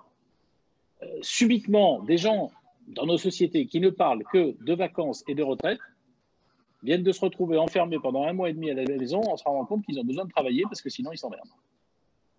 Qu'ils n'ont plus d'utilité dans la société. C'est ce que connaissent des gens qui sont à ça depuis 5 ou 10 ans. Mais la grande majorité des citoyens, ils ne savent pas ça. Ils ne savent pas que finalement, leur loisir n'a de valeur que par rapport à leur travail. De la même façon que la vie n'a de valeur que par rapport à notre sentiment et à notre certitude d'avoir une vie finie. Ce que je veux dire par là, c'est que dans une société démocratique, ne pas avoir d'utilité sociale, quand vous êtes dans une société de régime autoritaire, c'est assez facile. Puisque finalement, ce qu'on vous demande, c'est d'échapper à la matraque, si j'ose dire. Et puis, vous vivez votre vie en prenant les plaisirs que vous pouvez. Il y a aujourd'hui, mais nous, on a une meilleure connaissance de ce qui se passait dans le bloc soviétique, il y a eu ça quand même pendant 70 ans dans le bloc soviétique, où en réalité, ton utilité sociale, dès lors que tu n'adhérais pas au test communiste, c'était simplement de vivre et d'essayer de prendre des plaisirs volés aux instants présents. Je dis ça parce que j'ai grandi dans une ville communiste, qu'on m'a envoyé souvent visiter quand j'étais gamin le paradis sur Terre qui était censé être les zones soviétiques, et j'ai vu quand même comment les gens vivaient et comment ils essayaient de trouver un usage à la vie. Donc si vous n'avez pas d'utilité sociale, et si de toute façon la masse de travail nécessaire de l'être humain se réduit inexorablement, remplacée par des technologies, votre usage de la vie pose un problème. Et même pose aussi un problème de compétition, alors c'est un peu ma marotte permanente, mais de compétition entre les pays, parce que la société qui va développer, je pense que ce sera nécessaire, le plus de loisirs par rapport à celle qui donnera du loisir, mais un peu moins de loisirs, et c'est sans doute la société autoritaire qui donnera moins de loisirs, parce que la société démocratique, par définition, elle ira là où nos envies les plus agréables nous porteront, peut à nouveau être déclassée. Parce qu'il y en a une qui va continuer à progresser, pendant que l'autre, elle va ralentir dans sa progression et elle se retrouve assez facilement surclassée. Ça, c'est le premier enjeu. C'est-à-dire, quel est l'usage de la vie, non pas post-travail, mais avec moins de travail?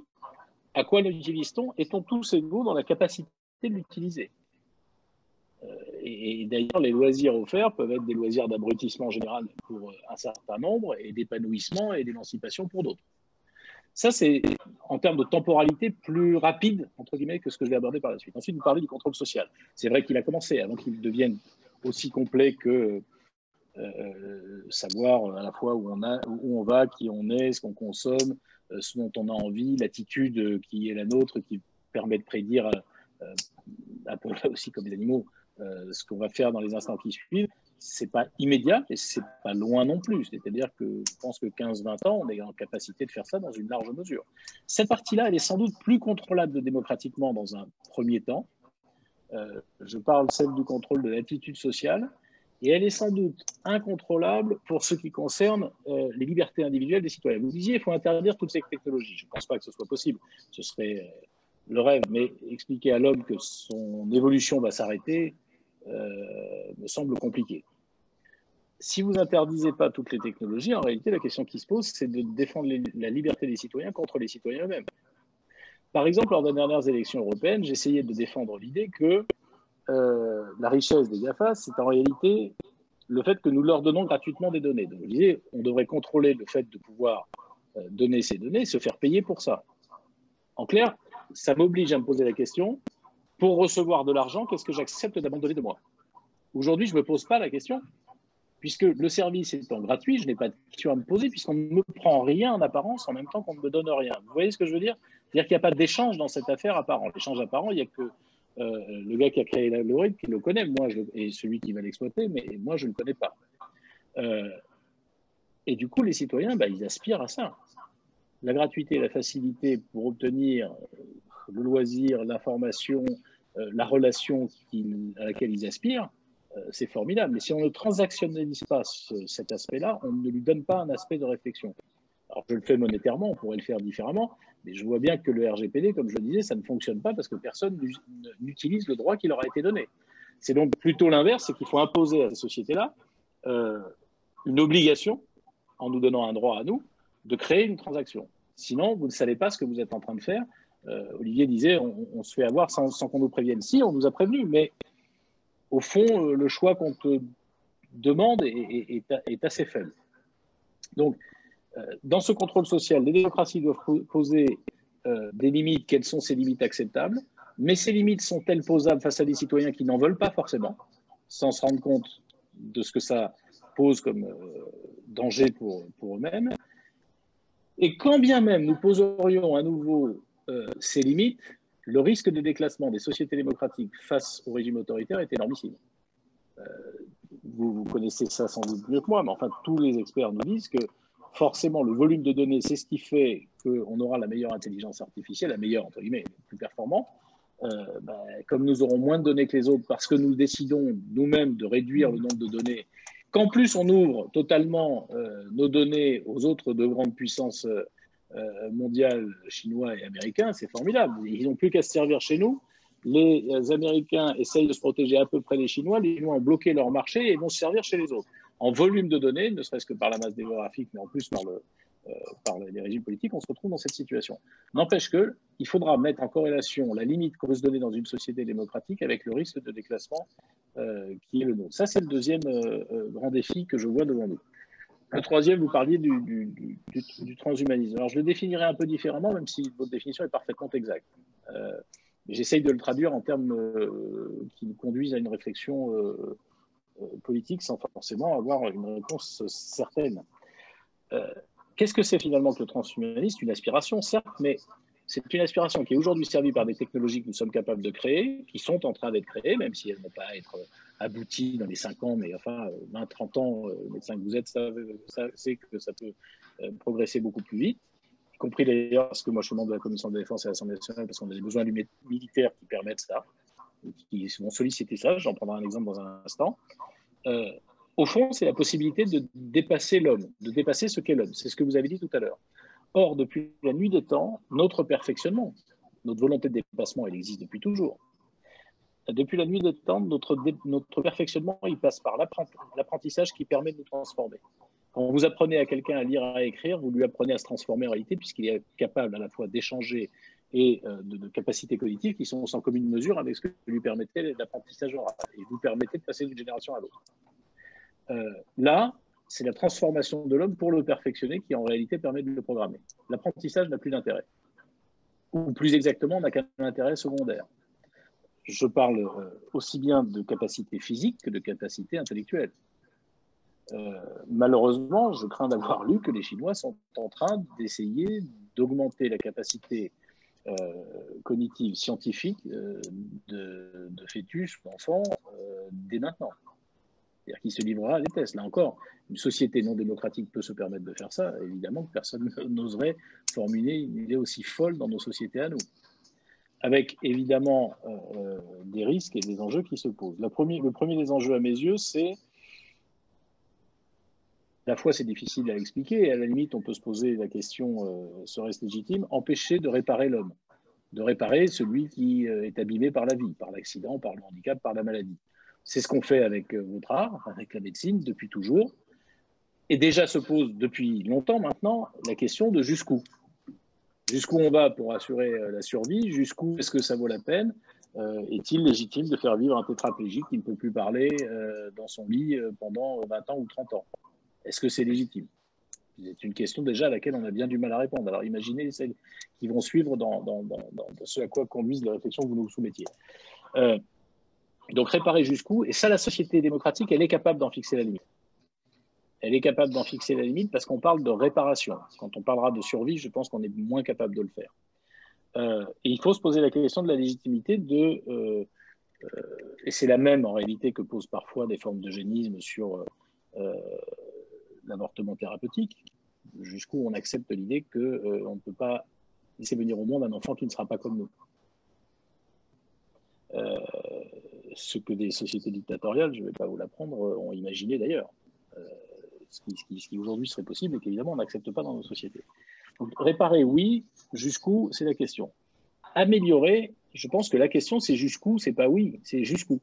C'est-à-dire, est-ce qu'on accepte l'idée même qu'on puisse améliorer l'homme par des implantations, qu'elles soient cérébrales ou qu'elles soient musculaires ou qu'elles soient de toute autre nature?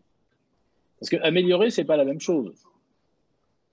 Réparer, c'est revenir à un état initial, si j'ose dire, ou présumé initial. Améliorer, c'est changer de nature. Et changer la nature humaine, est-ce que c'est dans notre possibilité? Moi, je ne le crois absolument pas. Je ne crois absolument pas que ce soit... Et je pense que ça doit être un interdit politique. Il y a de grands interdits, en réalité, dans la vie humaine qui sont sans doute, qui ont été accompagnés principalement par les grandes religions, et notamment les grandes religions du livre.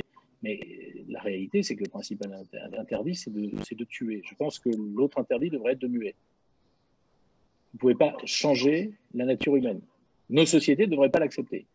En ayant conscience que ça pose un défi absolu, c'est que si effectivement, des sociétés non démocratiques, ou démocratiques d'ailleurs, mais plus vraisemblablement en tout cas non démocratiques, décident de muer, décident de changer la nature humaine, ou d'améliorer, entre guillemets, les capacités d'être humain, est-ce que c'est là encore le déclassement?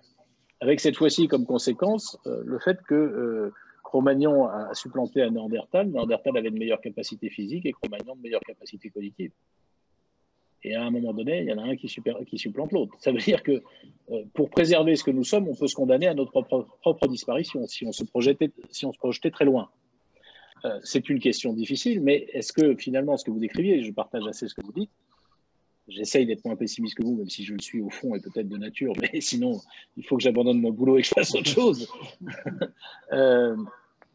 Même si, au fond, accepter cette évolution, je pense que c'est accepter notre disparition aussi. Donc, d'une certaine façon, devant ce dilemme, c'est pas un pari de Pascal, mais enfin, devant ce dilemme, quitte à risquer la disparition, je préfère la risquer en étant moi-même qu'en étant le contraire de moi-même. La réponse politique, au fond, à mon avis, elle doit être celle-là. Je ne dis pas qu'elle est simple à formuler, elle est ensuite plus difficile à mettre en œuvre. Je pense que ça doit être une interdiction. Je ne conçois pas, et tant pis si les centaines de milliers d'ingénieurs chinois seront plus intelligents que nous, je ne conçois pas qu'on puisse modifier le cerveau d'un fœtus pour le rendre plus performant. Pas plus que je ne concevrais d'ailleurs qu'on modifie quelque chose dans ses gènes qui lui permettent de courir plus vite ou de sauter plus haut pour gagner des Jeux Olympiques. C'est juste que ça n'a pas de sens, ça n'a pas de valeur, ça altère profondément ce que nous sommes. Et ça, c'est un débat démocratique qui peut être retenu.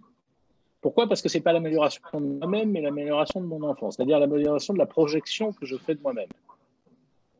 Et on peut avoir des interdits. Après tout, il y a un interdit qui existe depuis longtemps sur l'eugénisme. Je n'ai pas le droit de choisir que mon enfant ressemblera à telle ou telle chose, et je n'ai pas le droit de choisir, même si certains sans doute le font de façon un peu cachée, que ce sera un garçon ou une fille. Je ne suis pas censé avoir le droit de choisir d'avoir plusieurs enfants dans le même utérus en même temps. Bon. On sait fixer ce genre d'interdit, et ça, je pense que c'est possible. Plus facile que de limiter la technologie extérieure. Parce qu'elle a la puissance de l'appétence que nous avons à satisfaire nos instincts, et en plus, nos sociétés qui s'individualisent le sont encore plus. Et puis, il y a le dernier défi, qui est sans doute le plus redoutable, et celui sur lequel je pense que là, on ne maîtrisera pas les êtres humains, on ne maîtrisera pas la réflexion humaine, ou en tout cas, dans un premier temps, non. C'est que finalement, cette capacité de modifier l'homme, elle donne aussi la capacité d'éviter la mort. J'ai visité des labos d'intelligence artificielle en Allemagne sur lesquels ils sont en train de travailler, notamment pour traduire la pensée humaine en électronique, pour permettre en réalité de transmettre la pensée à un ordinateur qui fait faire quelque chose. Alors quand c'est pour faire du Word, c'est vachement sympa parce qu'on va être des dactylos extraordinaires tous autant qu'on est. Lorsque c'est pour piloter un avion de chasse, c'est sans doute bien pour éviter que l'ennemi vous surclasse. Mais au fond, si on sait traduire la pensée humaine en code électronique, ça veut dire qu'on est capable d'enregistrer cette pensée. Si on est capable d'enregistrer cette pensée, ça veut dire qu'on est capable d'enregistrer tout ce que je suis. Si on est capable d'enregistrer tout ce que je suis, et comme par ailleurs on est capable de cloner pour l'instant des petits animaux, demain des robots, on peut me cloner moi et me réimplanter sur moi-même après ma mort physique programmée. Ce qui est un défi absolument redoutable. Pourquoi? Parce que ça répond, ça fait naître l'espoir le plus fou qui peut être celui de l'homme pour faire face à sa peur la plus immense. On a tous la peur la plus immense, celle de notre propre mort, voire de notre entourage, qui est peut-être même encore plus insupportable. Et donc, on est prêt à accepter absolument n'importe quoi. Je dirais n'importe quelle condition économique, n'importe quelle condition politique et n'importe quelle condition sociale pour éviter ça. Et là, même dans une société démocratique, se mettre face à ce rapport à la mort devient très compliqué. Et finalement, sur les deux derniers éléments, et je terminerai par là, que je soulignais, c'est-à-dire, a-t-on le droit de s'améliorer et quel rapport à la mort pose la capacité de se cloner cérébralement et physiquement. La seule limite que nous pouvons avoir est-elle suffisante et sera-t-elle suffisamment puissante? C'est celle de la reproduction. quand vous disiez les transhumanistes, je pense qu'à un moment donné, définitivement, il y a une espèce qui n'est plus la même. Pour une partie génétiquement sans doute, pour une partie mécaniquement. Sauf que la mécanique, ça ne se transmet pas dans la génétique. Vous voyez ce que je veux dire? C'est-à-dire que si vous donnez à travers des technologies des capacités qui sont mécaniques supérieures à l'homme, qui ne soient pas génétiques, ben, vous n'allez pas la transmettre. Quand vous la donnez génétiquement, évidemment, elle se transmettra vraisemblablement. Et là, il y a une limite, c'est la reproduction. C'est-à-dire que s'il faut reprogrammer à chaque fois la supériorité qu'on va donner à l'être humain, parce que, je dis des bêtises, je ne suis pas médecin, mais il aura non seulement un plus gros muscle, mais en plus un bras qui sera beaucoup plus grand et qui peut se déployer. On est un peu dans l'inspecteur gadget, si j'ose dire. Ça, vous ne pouvez pas le transmettre à vos enfants. Donc forcément, c'est la limite. Ça, c'est la limite de la reproduction, de cette partie-là de l'amélioration. Et la deuxième limite à la survie à soi-même ad vitam aeternam, c'est aussi la reproduction. Imaginez-vous vivre avec vos arrière petits-enfants, et d'ailleurs, comment la Terre le supporterait-elle en ressources pures? Les dépenses. Oui, mais c'est une dinguerie qui, je pense, peut apparaître au commun des mortels. Parce que ça n'a plus de sens. Vous avez envie de voir ce que vos enfants deviendront. Vous pouvez avoir envie de voir ce que vos petits-enfants deviendront. Quelle est la saveur d'ailleurs et quelle est la valeur de votre vie si vous êtes encore là dans 1000 ans? Ça n'a pas de sens. Les aspirations, les intérêts, la curiosité seront toujours là. Je ne dis pas le contraire. Je vous disais qu'à mon avis, c'est ce qui est le plus difficile à contrôler, puisque c'est l'espoir le plus fou face à la peur la plus grande. Ah oui, forcément. Mais la seule limite que j'y vois, en tout cas, elle peut être un interdit social, mais enfin, l'interdit social, il sautera face à une révolution de gens qui n'ont pas envie de voir leurs enfants, leurs parents mourir, ou eux-mêmes, ou leurs conjoints, etc. Donc, la seule limite que j'y vois, c'est celle de la reproduction. Après tout, les Chinois, dans un régime autoritaire, et tout ça dessine quand même peut-être la finitude des sociétés démocratiques, au fond. Un régime chinois a réussi à limiter les naissances pendant 40 ans à un enfant, à tel point que maintenant ils sont obligés de libérer parce que leur démographie est en train de se casser la gueule. Et comme on sait que la surface de la Terre n'est pas suffisante pour nous faire vivre en plus grand nombre que ce que nous sommes déjà, la réalité c'est qu'à un moment donné, on va avoir cette contrainte qui s'imposera à nous aussi. D'où l'idée d'aller conquérir d'autres mondes. Et c'est l'un des programmes du transhumanisme. D'autant que, pour être tout à fait cohérent, alors on dirait le temps est long, hein, c'est ce que me disait le comte Sponville, mais dans 5 milliards d'années, la Terre n'existera plus. Et donc, il y a un autre enjeu qui nous paraît bien loin, mais c'est l'avenir de l'espèce humaine. On le sait, c'est une chronique d'une mort annoncée, c'est qu'il nous faudra aller conquérir d'autres mondes. Et le projet transhumaniste s'inscrit déjà dans cela. Aller trouver des ressources ailleurs, sur des météores, aller explorer une vie d'abord intragalactique, puis intergalactique. Donc, il y a une cohérence dans tout ça. Et puis, si vous me permettez juste un mot, évidemment qu'on aimerait répondre à tous les points extrêmement passionnants que vous avez développés, mais il faut bien comprendre, c'est que pour le transhumanisme, il n'y a pas de nature humaine. Et donc, pour eux, le corps est la propriété de l'individu. Et c'est pour cela qu'il s'accommode d'un environnement anarchiste, anarcho-capitaliste, même si ça fait frémir un certain nombre d'anarchistes plus traditionnels. Mais c'est l'idée que, le corps de l'individu appartient à l'individu, et donc la société n'a pas à limiter les propriétés du corps de l'individu, et comme il n'existe pas de nature humaine, eh bien rien n'empêche de vouloir la reconfigurer par les biotechnologies. Et ça, c'est vraiment le cœur de cette biopolitique du transhumanisme. Eh bien, on en vient, je suis d'accord avec ce que vous dites, on en vient à deux choses du coup. La première chose, c'est que le transhumanisme, c'est l'ennemi de l'humanisme. C'est un peu comme vous dites, l'extrême droite. Le transhumanisme, c'est l'ennemi de l'humanisme, de mon point de vue. C'est comme quand on dit l'extrême droite, c'est pas la prolongation de la droite, c'est l'inverse de la droite. C'est même l'ennemi le plus juré de la droite depuis toujours. C'est un abus de langage en réalité. C'est vrai aussi de l'extrême gauche accessoirement. Dans les deux cas, vous avez des systèmes totalitaires qui cherchent à venir transformer, changer, dénaturer des systèmes qui ne le sont pas. Mais un élément qui me paraît à la fois presque amusant et répondre pour partie à ce que vous dites, et là je parle à un ancien grand maître, c'est qu'au fond la science, elle a passé du temps, beaucoup, en tout cas elle a eu pour conséquence dans le temps de lutter contre les croyances. Et elle a éclairé face à un certain nombre de croyances. Croyances qui n'étaient pas toutes religieuses, certaines étaient purement superstitieuses, entre guillemets, si j'ose dire. Bon, encore qu'on peut considérer que le reste est superstition aussi. Mais la science servait à ça. Alors la science est en train de dépasser la croyance et de devenir une forme de croyance. Vous parliez de technophilie, j'ai répondu tout à l'heure sur ce que je ne crois pas être de la technophilie. Mais pourquoi? Parce qu'elle est capable d'aboutir à cette croyance que vous êtes en train de décrire, qu'on appelle le transhumanisme, entre autres, pas que ça d'ailleurs. Et finalement, c'est peut-être la croyance qui pourra le plus lutter, alors la croyance en l'être humain sans croyance en Dieu, par exemple, en la nature humaine. Je veux dire, on peut ne pas partager un rapport à Dieu, mais on peut partager, croyant ou pas, on peut partager une croyance en la nature humaine. Moi, je crois que la nature humaine existe. Je refuse absolument l'idée. Alors, je peux essayer de le démontrer, mais je reconnais que ça vient de la croyance, comme il y a des gens qui démontrent l'existence ou l'inexistence de Dieu. À la sortie, c'est une forme de croyance. Bon, au bout du compte, quand l'être humain ne sait pas, il finit par se forger une conviction. Cette conviction est une croyance. Et je pense que, par exemple, il faut poser, y compris de façon partagée, ce que c'est que la nature humaine. C'est quand même ce qu'on fait quand on interdit un certain nombre de manipulations génétiques depuis longtemps.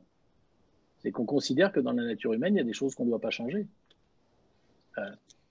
La vie et la mort, le fait que ma vie sera finie, je rêverais de ne jamais mourir, hein, comme tout le monde. Mais j'ai conscience que c'est absolument délétère pour ce que je suis d'abord et la société dans laquelle j'évolue ensuite. La vie et la mort, c'est la nature humaine. La capacité, enfin, le fait d'avoir des limites, c'est dans notre nature. Parce que si nous n'avions pas de limites, et on en a de moins en moins, je reconnais volontiers, si nous n'avions pas de limites, le sens de l'effort disparaît. Or, un animal fait un effort pour se nourrir et pour se reproduire, se protéger du froid et des agressions. Mais nous, on a déjà résolu ces questions-là. Donc, si vous n'avez pas un effort à faire pour, comment dirais-je, progresser, cette vie éternelle, elle n'a plus d'autre objet que le loisir, que l'amusement. Enfin, si vous gagnez, je vous le souhaite, prochainement à l'euro million et que votre vie n'est plus faite que d'amusement et que vous refusez toute forme de réflexion et d'effort, elle va assez vite devenir vide de sens et vide de satisfaction.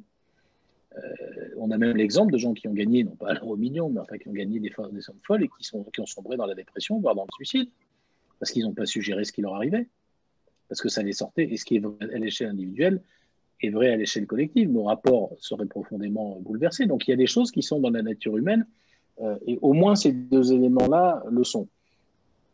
Le troisième élément, et c'est un élément inquiétant d'ailleurs, auquel ils veulent aussi s'attaquer, c'est le sentiment, et c'est notamment le sentiment amoureux. Comment dire? Par la programmation, il paraît qu'on peut définir quels sont les gens et les odeurs qui nous conviendraient le mieux. Bon, j'imagine la partie romantique. Mais ils ne cherchent pas à s'attaquer au fait qu'on ait besoin de personne. Donc on a besoin de quelqu'un d'autre. Vous faites un individu augmenté qui doit passer 200 ans en se suppléant à lui-même dans un navire spatial pour pouvoir aller à l'autre bout de la galaxie. Il a besoin de personne, c'est plus un être humain. Il est dénaturé, l'absence de sentiment. C'est évidemment quelque chose qui dénature profondément ce que nous sommes. Et le dernier point, je le disais tout à l'heure, c'est la reproduction.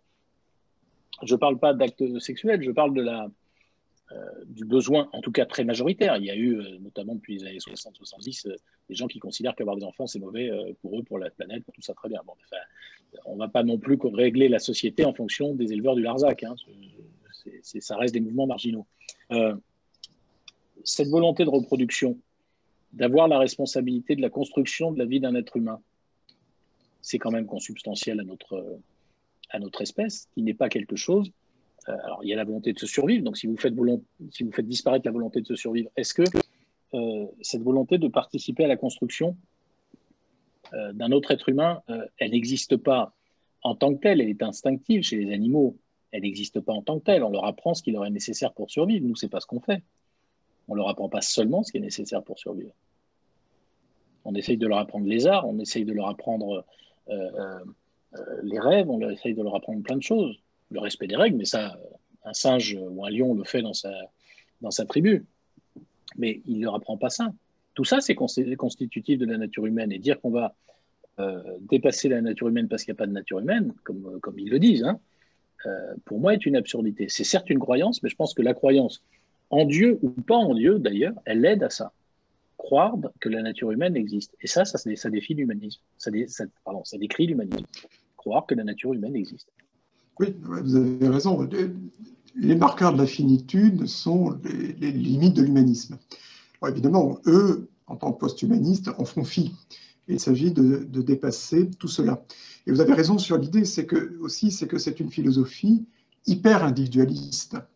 Au fond, ce que vous disiez, on se demande ce que le lien social, la culture, enfin tout ce qui nous relie à notre prochain, devient dans ce genre de société où l'on a une vision très nombriliste, au fond, très narcissique de soi. Alors, il y a à la fois une détestation de sa faillibilité, de cette finitude, et une volonté extrêmement narcissique de dépassement technologique, d'augmentation technologique de soi. Mais ce noyau individualiste, c'est aussi quelque chose de très important dans la mort de la société.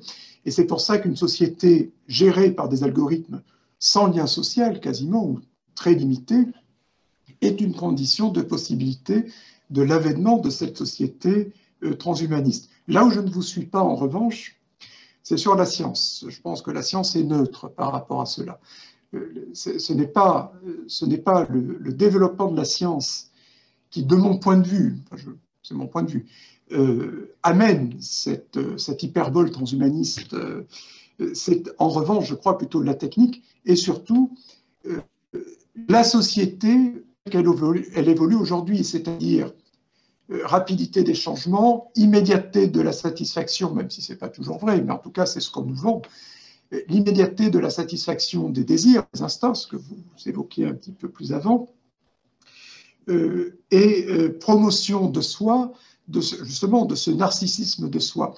Et donc, je pense que la vision transhumaniste du perfectionnement technologique de soi, de cette immédiateté, de cette omniscience, vient justement aujourd'hui prolonger, c'est un peu le terme extrême, de la société très adolescente. C'est Christopher Larch qui disait ça, sociologue américain qui disait déjà ça dans les années 60, où l'on crée une société en quelque sorte d'adolescents, entre guillemets, qui ne supportent pas la frustration et que l'on va devoir complaire et satisfaire immédiatement.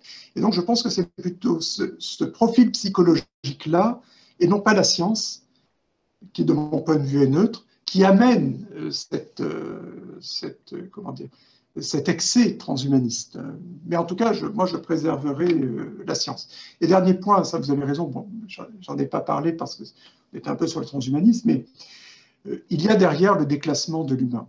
Il y a le déclassement, ce que vous disiez, social et économique, robotisation, intelligence artificielle sur des tâches intellectuelles, effectivement, qui va déclasser l'humain, qui va, contrairement à ce que certains disent, il y aura, c'est ma vision pessimiste des choses, mais destruction d'emplois plus qu'il n'y aura de formation. Je vois mal une société créer des ingénieurs, des mathématiciens, des physiciens en grand nombre, c'est pas possible. Et là, vous en êtes conscient, manifestement, mais il y a une crise sociale et économique qui se profile avant les exubérances transhumanistes. Et ce qu'il faut absolument, au niveau national et européen, c'est penser justement ce que vous disiez, ce déclassement, pas simplement philosophique, mais social et économique, qui se profile dans la société de demain. D'où le fait que certains pensent, y compris dans les grandes sociétés industrielles, de revenu minimum de citoyenneté ou de revenu universel. D'où la nécessité de penser justement des métiers, l'allocation du patrimoine, écologie, qui ne seront pas pris en charge par cette robotisation des activités. Donc vous voyez qu'au fond, ce que je voulais dire, c'est que nous touchons dans tous ces chemins transhumanistes, post-humanistes, et déjà très actuels, eh bien, une révolution sociale économique. Alors, j'ose pas dire en marche pour évoquer, c'est quoi, mais en tout cas qui est déjà présente, déjà sans aller jusqu'aux excès transhumanistes. Et je pense que les débats citoyens, comme celui que vous nous offrez ce soir, dans le cas de l'UDI, ces universités populaires, ces débats citoyens sont extrêmement importants pour que nous nous réappropriions démocratiquement eh bien, notre destinée. Voilà. Merci, professeur. Ce que je disais dans l'ordre, entre guillemets, le premier des défis qui est à nous, parce que c'est celui qui est demain, et la crise sera un accélérateur de ça, c'est effectivement celui de l'utilité sociale par rapport à la capacité d'adaptation aux technologies, avant même les questions philosophiques et plus lointaines, encore qu'elles ne soient pas si lointaines que ça, que nous nous posons. Mais je dis qu'elles ne sont pas si lointaines parce que finalement, les sociétés dans lesquelles nous vivons, elles ont mis autour d'un siècle à ce que la pensée des Lumières finisse par s'imposer, etc. Après, elles ont eu des conséquences pour plusieurs siècles, mais c'est pas né du jour au lendemain. Il y a quand même une pensée qui se construit, et donc par rapport au transhumanisme, il y a une pensée à construire qui prendra sans doute moins d'un siècle, mais qu'il faudrait lancer. En revanche, j'entends bien l'utilité sociale, enfin le problème de déclassement. J'attire l'attention simplement de vous-même et de nos auditeurs, c'est que le revenu universel, qui est sans doute une nécessité, n'est pas une réponse à l'utilité sociale. Et j'ai une première réponse politique, c'est que le revenu universel est de toute façon, dans tous les cas de figure, la compensation d'une tâche à accomplir. Alors, depuis des années, on discute du RSA et de travaux d'utilité sociaux. Je ne le formulerai pas comme ça, mais il doit y avoir une tâche à accomplir parce que toucher de l'argent à ne rien faire, à rester à la maison, c'est quand même quelque chose qui est délétère pour l'esprit humain, pour la famille, pour la capacité d'éducation des enfants, pour l'exemple que ça donne, etc. Et donc, il faut bien prolonger ça autrement. Alors, vous avez dessiné quelques pistes d'utilité publique. Bon. Et la deuxième chose, c'est que de toute façon, à un rythme, et ça deviendra plus. Jusqu'à présent, le débat, il demeurera, a beaucoup été, depuis la révolution industrielle, dans la répartition de la richesse, depuis le marxisme, dans la répartition de la richesse, plus exactement des revenus du travail par rapport à ceux du capital. Vous allez avoir un deuxième débat, c'est quelle est la vitesse à laquelle notre création de richesse permet la réduction du temps de travail. Jusqu'à présent, la réduction du temps de travail, elle a été posée comme un instrument de partage du travail, ce qui est une absurdité, parce qu'on s'aperçoit qu'il y a moins de chômeurs dans les sociétés qui travaillent plus que la nôtre.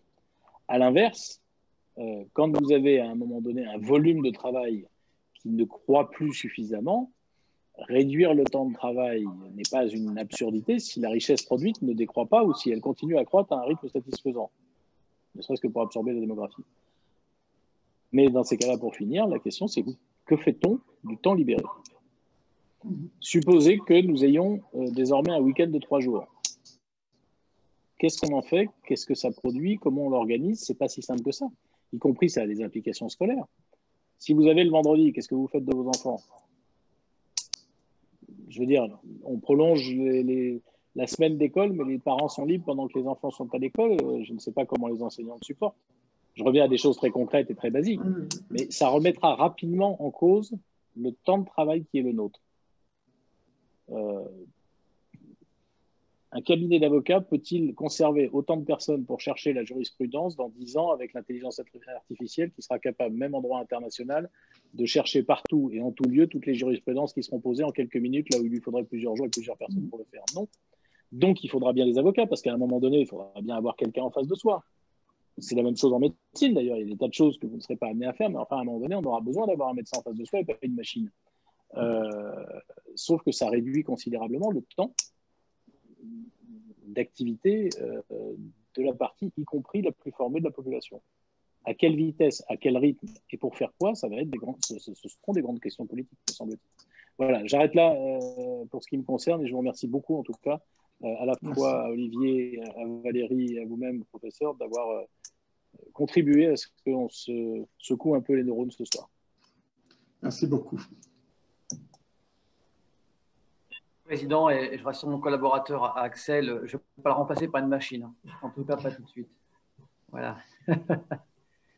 Bien, bah, écoutez, encore merci donc à Eric Schall, à toutes les équipes de l'UDI, au président et puis à Valérie, et puis bien sûr aux professeurs. On a été entre 40 et 50 en permanence en ligne, je pense que c'est intéressant et on a je me fais quelques conclusions qui nous permettront d'alimenter nos débats plus futurs et en tout cas notre projet politique. Voilà. Merci beaucoup. Bonne soirée à tout le monde.